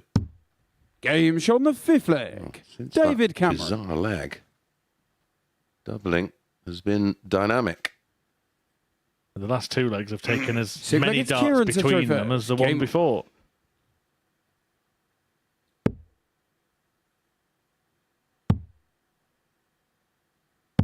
$77.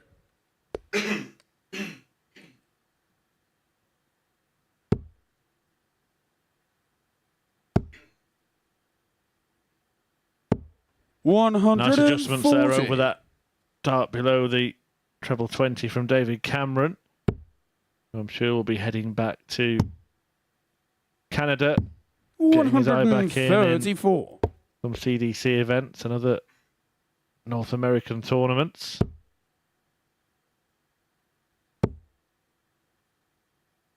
You will have one more 60. fixture to fulfill tonight. Luke Littler looking to complete. a perfect Group B campaign. 85. And talking of positive records, he came into this week with the highest running average in the MODUS Super Series, Luke Littler. 42. Just on what we were talking about in comparison of fastest and slowest players, is a brilliant video on YouTube of Ricky Evans 60. in a max in the time it takes Terry down to throw a dart.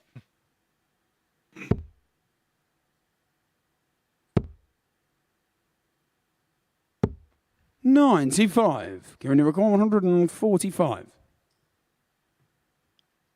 Fancy one of these finishers. Don't know why. Doesn't make sense. That's why you fancy it. 58. We've seen it so Giving many the record times before. We've 164. read the book, got the T-shirt. Right, can he do it now? 55. 87 for Teehan You only to require extend 87. this encounter. Match that's heading into its 16th minute. 62. Well, They only Cameron, require 109. 109. Waiting in the wings, Gilliland and Brooks in that battle for second place. Cameron will return to face Littler in the last match of the night. And double 16 will win him this match. 93. Kieran required 25. Could not do it.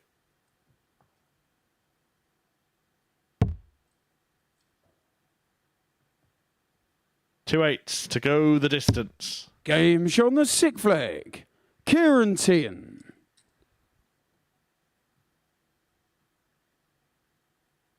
Seventh and final leg, it's David to throw first. Game on.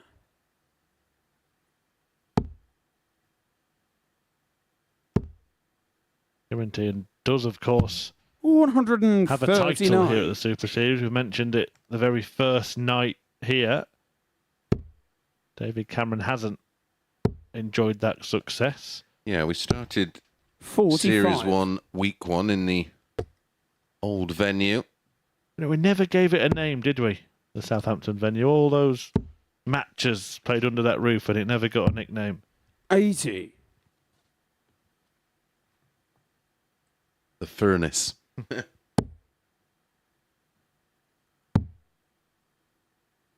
Robert Owen picked up 77. 5 titles there. Still the record holder. Joint, though, now with Colin Osborne, who's joined him on 5. Yeah, and he's qualified for Champions Week of this series. 60. If you're interested in the rest of the runners, Chaz Barstow has 4. Conan Whitehead, Richie Burnett, Martin Adams and Jim McEwen all have 3. 45. Just scrolling down the list, and even a Chris Mason has 1. 1 from 1. 92. Well, David Cameron looking likely to win this one and condemn Kieran Teehan 81. David required to bottom place in the 130. group. Incredibly, we're only a few months away from the anniversary of me winning that week. You Maybe. taking yourself out? 99. Actually find out which week it was and see if we can go again this year. And defend the title. Actually, probably misspoke then, because if 139. David David Cameron required 31. wins this match, yes, he will go above Kieran Teehan, but a heavy defeat for him against Luke Littler could send him back to the bottom. Does win the match, shot though. and the match. And it David ends on a low Cameron. for Hightower, Kieran Teehan. He departs with defeat. Just 2 wins in the group. Cameron picks up his second and still has 1 to play. A 4-3 success for the Canadian. Attention now turns to the battle for second place between Chris Gilliland and Jordan Brooks.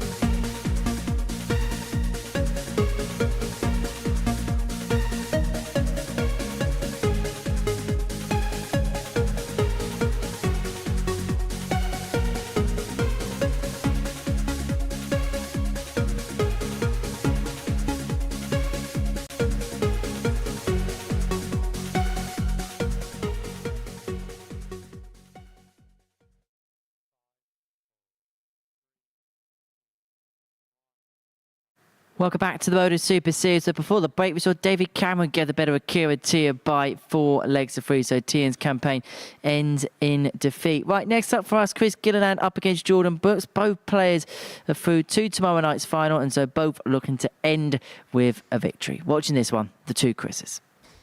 Thanks, Henry. Yeah, but it will decide which player goes where in terms of the groups for finals night. So if Jordan Brooks wins this match 4-1 or 4-0, he would actually leapfrog Chris Gilliland and go into second place in the Group B table. That will put him in Group 1 tomorrow with Andy Bartons and James Richardson. If he doesn't win by either of those scorelines, he'll be in Group 2 with Harry Ward and Luke Littler. First leg, it's Chris to throw No real first. advantage to be got, is it, Game Chris? on. Absolutely not. I was just about to say,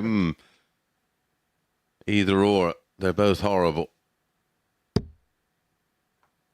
Chris Gilliland has been a picture of consistency for most of the week until really 59. the point where he was through. Yeah. And he lost to Kieran Teehan 4-2. Yeah, a match littered again with just missed doubles and opportunities. 46. Kind of player that needs that bit of intensity. We just had an excellent stat, a way of framing a stat come in from one of our correspondents on social media. And that match that Chris Mason 55. mentioned on the European Tour, there was only 8 legs, by the way. The longest match ever on the European Tour. Our fastest match here at the Super Series, Graham Usher against Gavin Carlin, which was 4 legs, could have 43. been played 8 times over during that game. That just don't seem right, does it? 180. Especially when you think of the prestige involved in that European tour. He's becoming a bit of a problem, actually, Mandel Lawrence. Yeah. Because he's a few times now been around that 61. sort of 40, 45 minute mark. Did he play Raymond Barneveld in? Barney actually dealt with him probably the best of Yeah. anyone. Again, massively experienced, and I'm sure he's come across some slow players in his time, but not that slow. 84.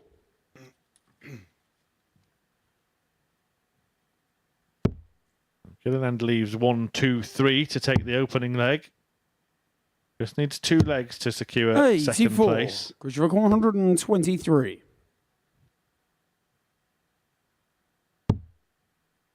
I think it would probably be fair to say that if Gilliland did get that, it would appear to be the correct order in this 91. group. Yes, agreed.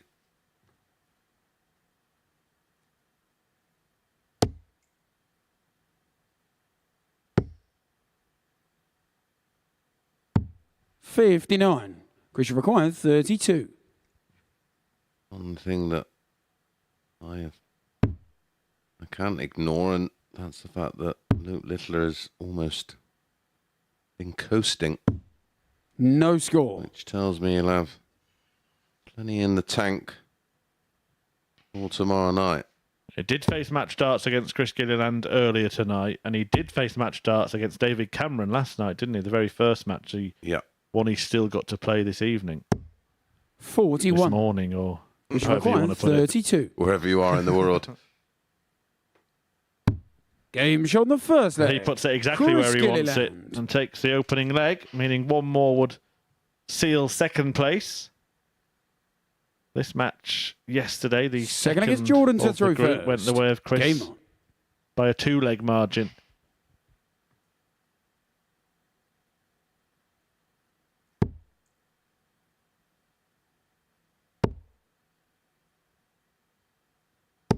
$140.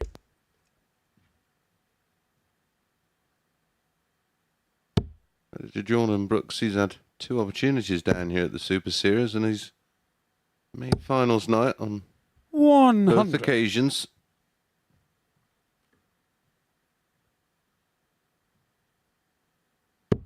Yeah, that's certainly shown the qualities that saw him win that Scottish Open title earlier in the year. 57. Absolutely.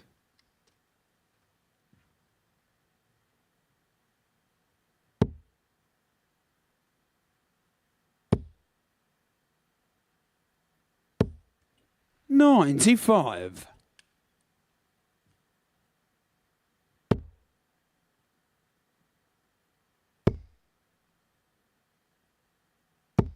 $100. Looking down the list of winners like I was earlier, it's interesting that Chris Gilliland's name doesn't feature on that list, because he's been a regular right back to those Southampton days. 59.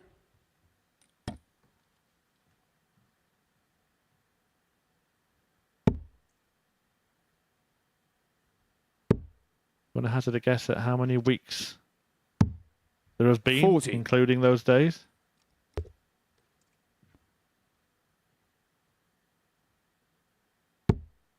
$168. Not quite that many. 58. Jordan, you've got 164. Actually, I have to check if my maths are correct here. Ah, okay, hang on. Got a few more to add.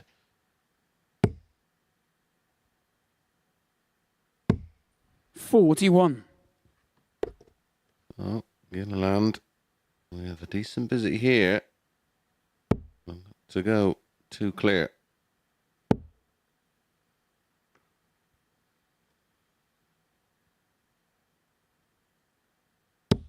$81.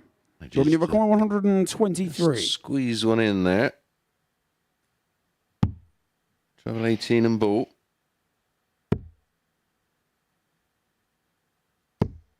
$91. Because you require 108. Options. 19s, 17s perhaps. It is the former. And choose as tops. 68. Jordan, you require 32.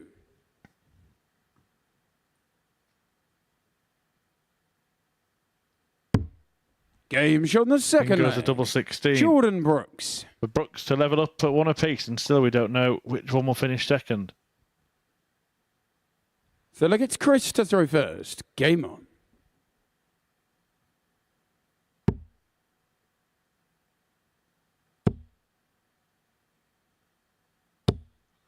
$36.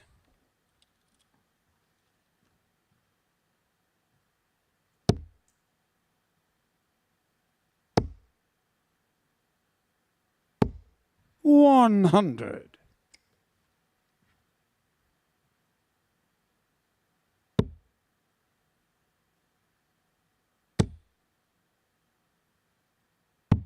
$59.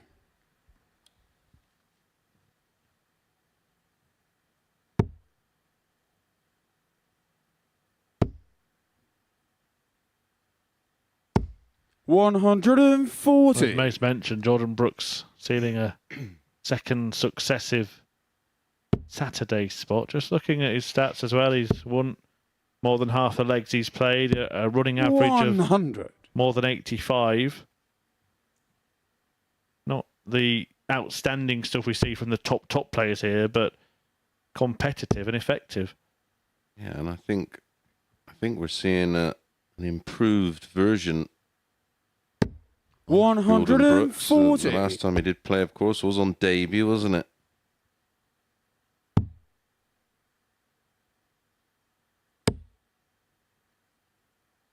Haven't played in this 99. environment. It is a, 121. it's a completely different animal. Double 18 for the 1-2-1. 85. Actually, looking through some of the record books, I told you I'd noted the positive ones. He is on one of the top 10 lists, Jordan Brooks. Number 7 for ton plus visits 133. per match. Jordan, you require So 36. anything between 100 and 139. Almost took out 121, which would have been another one. But still looking for that double 18. And 80. not finding it. Chris, you require 74. Gilliland back in and 74. 4 darts for 2-1 and a breaker throw. And he's found the 42, giving him 2 at 32. Game shot And in it the goes third in, and it leg. means he will finish Chris in Gilliland. second place in the group. So all is set for finals night tomorrow. We know who is going where. Fourth leg, it's Jordan what to throw group. first. And it's Game going to on. be a thrilling finals night. Chris Gilliland is going to reignite his rivalry with Andy Barton's, a man that he beat, one of only 2 players to do that. The other one is James 85. Richardson, and he's in the same group. And Jordan Brooks will face Luke Littler yet again, and Harry Ward, the Group C winner from Friday afternoon. 135. Is it scripted for the Bartons Littler final, in your mind? Well, that was our prediction. 140. But as we know, those Saturday nights, nothing is set in stone. We've seen so many great performances, individual performances to qualify, and it's 85. not always necessarily meant that they go on and have great Saturdays. It's a completely different pressure on the Saturday, because 60. if you don't win that opening match, you're in a world of trouble. The players play each other just once, so it's only 2 matches, with the top 2 from 95. the 2 groups making the semi-finals. And it's the winner of Group 1 will play the runner-up of Group 2. Runner-up of 96. Group 1 playing the winner of Group 2. And of course, you're edging closer towards the £5,000 and the place in Champions Week, where you can win 20. 134. Yeah, already a good lineup as well for 120. Champions Week. We'll run through that after this leg, which Brooks hopes to win with the 120 checkout. Not to beat. It will be 56. 12 tops for Is Gilliland when he required comes 52. back.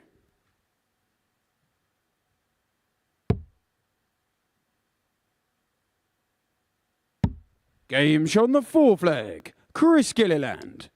As promised, just a reminder of the finalists so far. Danny Lauby, the American ace, won week 5th leg, it's 1 Chris to of throw this series, first. followed by Rhys Robinson, Game on. player from Hull. Then Neil Duff, the WDF world champion. He's made it through to Champions Week. Colin Osborne, we mentioned him, 5 weekly wins at the Super Series. Steve West 140.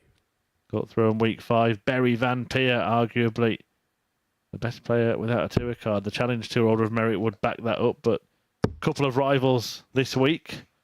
Andy Bolton was a 43. name that might rival that last week. So they're the 7 names already in. Certainly a player who we put in that group of the best players not to currently hold a tour card. Andy Barton's. 180. Yeah, and if it's Bartons or Littler, with no disrespect to any other player, then you're looking at 8 players and thinking, well, we've already got the best Champions Week lineup ever, regardless Yes. of what other 4 join them. So totally agree. 140. We already know Alan Sherrick in action next week. Nathan Gervin and Lucas Venig all in 65. a Group B.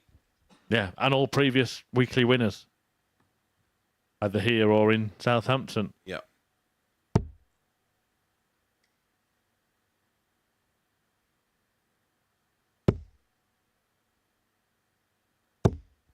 $55. Chris, you've got 116. So to seal it in style.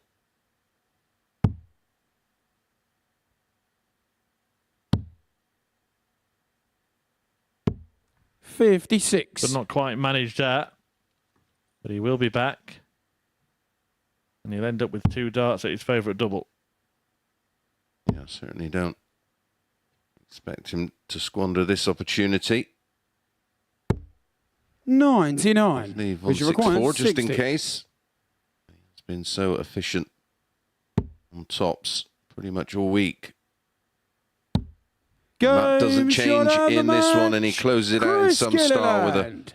14 darter, an average 89.10, couple of 180s, finishing on 44.44%, winning 4-1 and signing off. And he will enjoy a good rest before he comes back for tomorrow night's finals. Well, another player in tomorrow night, Luke Littler. He's up next. In the final match of this Group B, he faces off against David Cameron.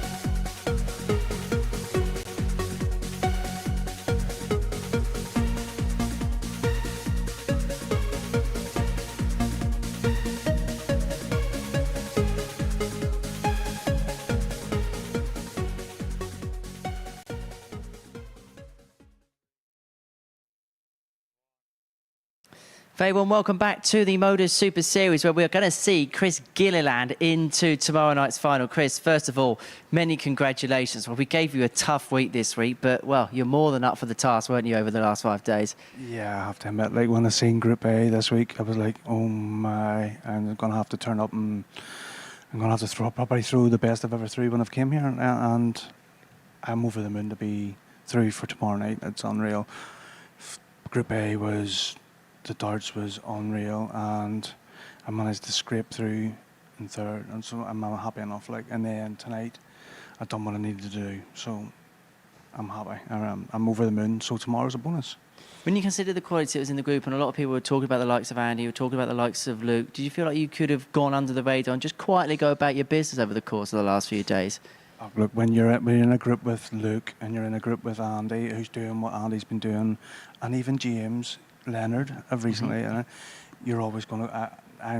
To me, I've done nothing, so I can just be myself and do what I need to do, and yes, just go undetected and just do what I do. And I suppose play with that little bit of freedom, which perhaps has brought the best out of yourself? Yes, absolutely. No, I mean, I can just concentrate on what I need to do, and at times I threw really good darts, sometimes really ropey darts, but at the same time I threw really consistency all week, and I'm in the finals night, so I'm happy. I'm really happy. So going into tomorrow, is it a case of trying to string all those components together? Absolutely, it's there. It's there. It's if I can get it all right on the time, there's no reason why I can't win tomorrow night. I honestly believe it. I've shown it in phases, in different stages all week, and I believe honestly, if it all goes right tomorrow night and it all comes together, there's no reason why I can't win. Well, Chris, thank you very much for popping up. Thank you very much, Appreciate your Henry. time. Good luck tomorrow night. Jordan Brooks is also through to tomorrow night's finale, and he's downstairs talking to Chris. Jordan, congratulations. Through to finals night. You got the job done pretty early, didn't you? A good start this evening. That was the idea. I realised yesterday I did get away with a bit of murder. Yesterday. I thought I played really well yesterday, to be fair. I just didn't get the rub of the green. But I recognised I had to beat Kieran, and then I had to beat, obviously, David. But the first two results tonight went my way, with obviously Luke and Chris beating them two guys. So I didn't really play I had my head down playing my game. I knew what I had to do. So yeah, the job was done early on. No drama. That's what I told my girlfriend earlier on. I'd love a night with no drama, and that's exactly what I served. Yeah, you've been to finals night before. You got there last time. So how much do you think that experience can help you come tomorrow? I know it's going to be full tomorrow because Luke's here, and it was quite full last time I was here, and I think I dealt with it really well. And I'm learning rapidly. I'm approaching 40, but there's no miles on the clock with me. I think, like I said to you earlier, I think it's just a chip off the old iceberg for me. I think I'm gonna definitely be just going up and up and up, and I think I've proved the last 2 days as well. I can actually play this game. So I don't know if that's the answer to your question, but there we have it. Well, you might answer a few questions tomorrow. Congratulations. We'll see you then. Oh, I really appreciate it, Chris, and all the modus. Thank you very much. Cheers, mate.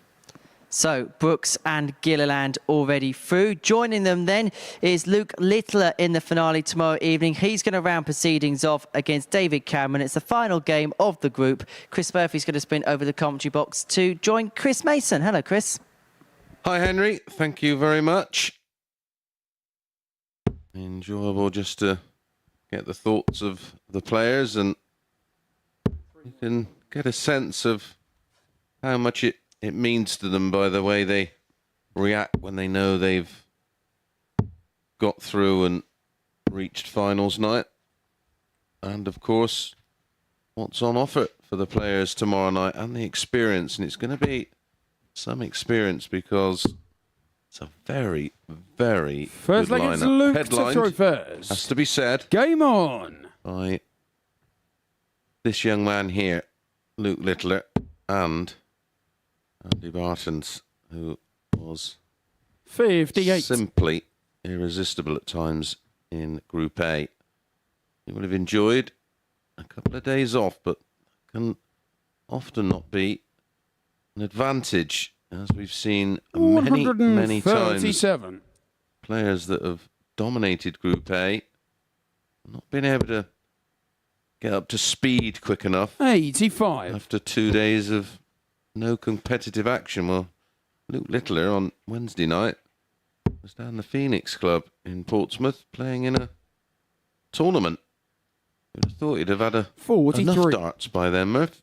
Yeah, sorry, I am back. I've just finished listening to Jordan Brooks. He was still going for a bit after the camera stopped rolling there, but he's very pleased with 42. himself. And Yeah, I was just saying it was great interviews. It's great to hear directly from the players and how much it means to them to just make finals night. what I found interesting as well, you just said it about Littler and Bartons, and they all kind of 41. know that as well. He said it's going to be full because of Luke and the thinking about the other players, and you don't always get that every week. Every player really fancies 56. it, but you get the sense that everybody knows that there are two top dogs at finals night this week. But I would think of it this way: the pressure is on them. They have Well, they're expected 80. to perform. That's true as well. And of course, Luke Littler can go into it on a really good winning streak. If he wins this match, he 100. goes through the card, not just on the night, but in the group. That would be my banter line in the practice room tomorrow night. Oh, you've got to be feeling the pressure. All them people out there 60. come to just see Luke require you. 160.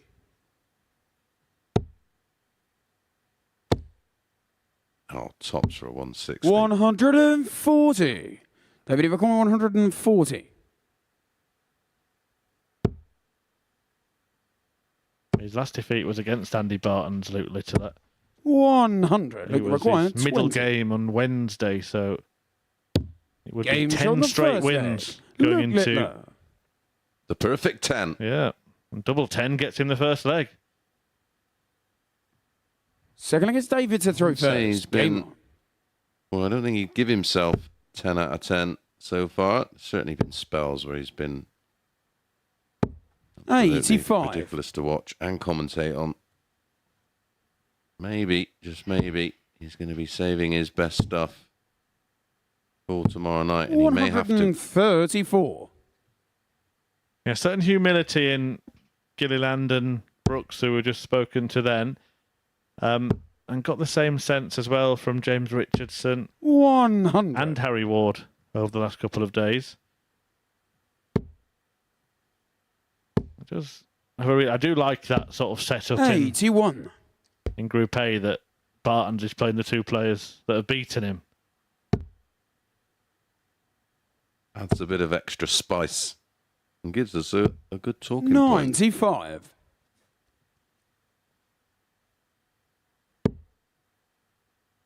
Feedback on the socials of people enjoying getting 55.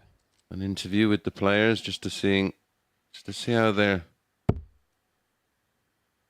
feeling mentally about the prospect of playing tomorrow night. 23. It was interesting. You've got a 16-year-old who is, the favourite. He's obviously got the world at the end of his fingertips in this sport. But then you've got Jordan Brooks, who's 43. saying, he's 40 and feels like he's on an upward curve. Well, there is an argument that that's a sort of around when a player tends to peak, and that can be down to many things that you've 140. had your kids and you've done all of that, and you've got maybe a little bit of a bit more time on your hands, and maybe a little bit of 33. money that you can David sort of Require, invest in 58. yourself. And I think there's an aspect of this Super Series that Game shot in the second goes leg. under the radar. David that Cameron.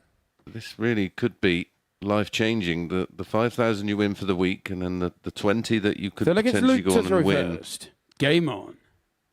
in Champions Week. That £25,000 reinvested in your career could open all sorts of doors. 51. Yeah, it's given so many players what you would call a match practice ground, but then it's also rescued a few careers in my mind. Yeah, absolutely. 60. Certainly gives you a leg up. And then you mentioned what Chris just did about the financial aspect, and the obvious example is Adam Warner, isn't it, who actually used 140.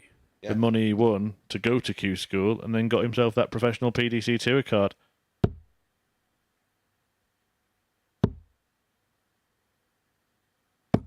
$100.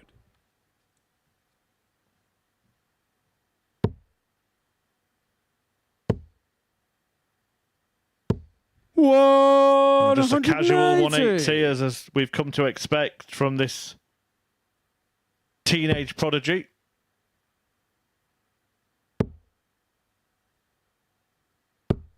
$85. Look, you're 130.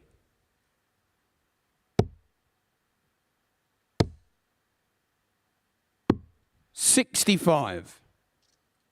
Ball would have left tops, but he will return 65.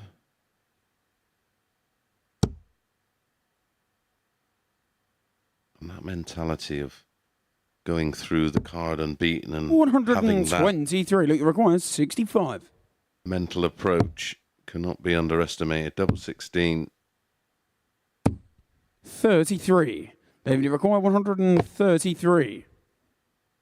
one thing feeling unbeatable, but when you are actually unbeatable going into a finals night, 60. having dominated Required 32. your Group B, gives you an extra feeling of invincibility. Games on the third leg. Luke Littler.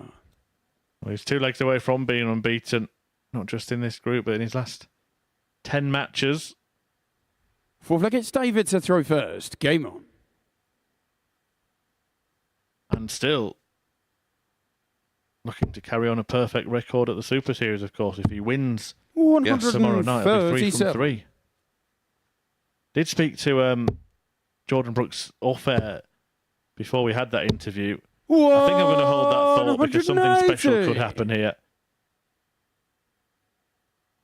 And it's all about Luke Littler right now. He's up for it. He wants something special.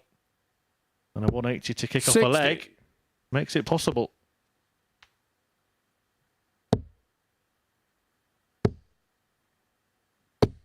Anyway, as I was saying, I did speak to Jordan Brooks off air, and he was talking about. We actually forgot that this was his 3rd time here. So he played last time and made it through to finals night, but he did play once before. And if you scratch your head, I'm sure you'll bring it to the front of your mind that he'd actually played with a broken hand, not his throwing 51. hand, but his other hand was broken at the time. And the reason that he brought that up was because he's a routine person, he said, and usually gets his darts out of the board with his opposite hand and couldn't do that, and it was really annoying him.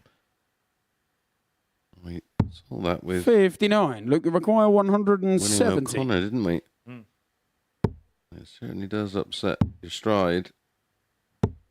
59. David, you require 164. 164. Treble 18. And the bullseye. In the bullseye. What a finish from absolutely nowhere. Cameron. A checkout out of this world from David Cameron. Yeah, and just showing you. Fifth leg, it's Luke to throw first. Game on. Former Masters champion in the World Seniors. Why he's here. 93. How's that in the locker? Yeah, only his 2nd dart of the double in the match was the ball at the end of a 164 checkout. But he nailed it all the same. He's perfect in that department, 83. isn't he? 2 from 2.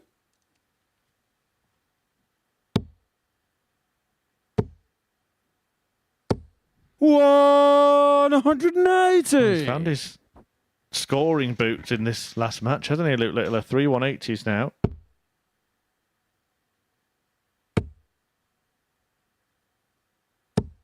As many 180s as he has scores between a ton and 139.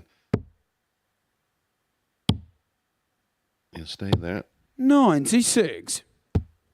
But either way, it would have left the 170 with a real champagne shot. Ball, double 16 incoming. 100. Look, you're 132. Yeah, it's one of those finishes.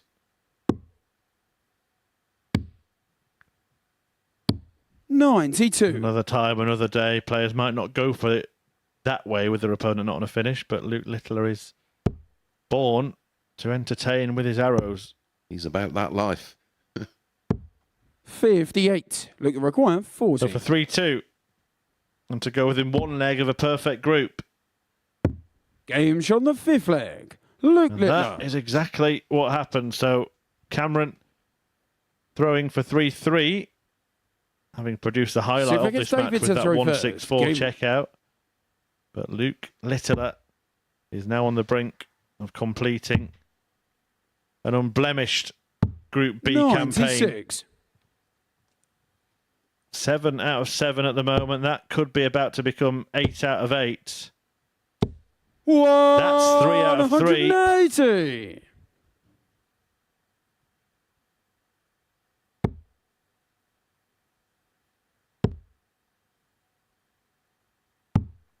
$54.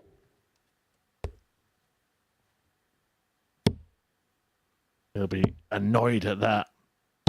121. I was thinking about winning it in the most sensational style. 5 treble 20s found from 6 darts, but the wayward one in the one. Stop that from happening, and it might have just helped David Cameron back into this leg. 140.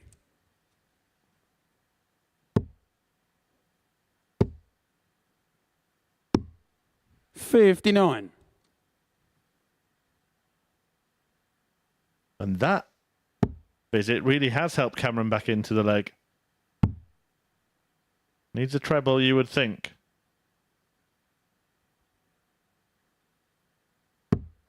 And gets one. Look, the record 141. To pressurise the 141. Oh, he went tops for ball. 91. David require 180. Bill trying to do something spectacular. He knows he's got 50 left. He knows he's got 50 left here, Luke Littler. Will he get a go at it? And which way will he go for it if he does? We'll never find out. Flag. Well, nobody, David Cameron. but nobody has got Luke Littler's number in this group. But David Cameron taking out 118. Seventh and final leg is Luke to throw first. Gives him the chance Game on. to get it. And it's been 57. finishing school stuff from David Cameron. 3 from 3 in that department. The 118, the 164 before it as well. And that's the kind of stats that it takes to beat this boy. Well, Cameron did have the chance to do it in the very 96. first match of this group. Missed 3 darts to beat him. 140. Only a 140 this time for Luke Littler, who has 4 180s in this game. 43.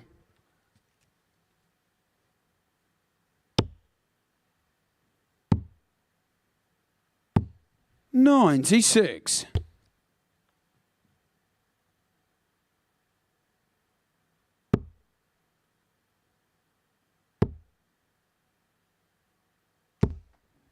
$100. It looks like Luke is closing in on that full house. 98. And it may be a full house here tomorrow with him on the stage. If anyone want to come and watch this prodigious talent. 98. Can he finish 110. in style? He doesn't want to give David Cameron a go at 164. Well, bull. 10. And almost the other bull. He promised entertainment. He almost provided it. But David Cameron has produced some entertainment in this game. Surely not again. Wow. 96. Well, what a way that would have been to 25. inflict a solitary defeat on this man. But double 10, double 5. 20. Littler not over the 68. line. And Cameron could spoil the party.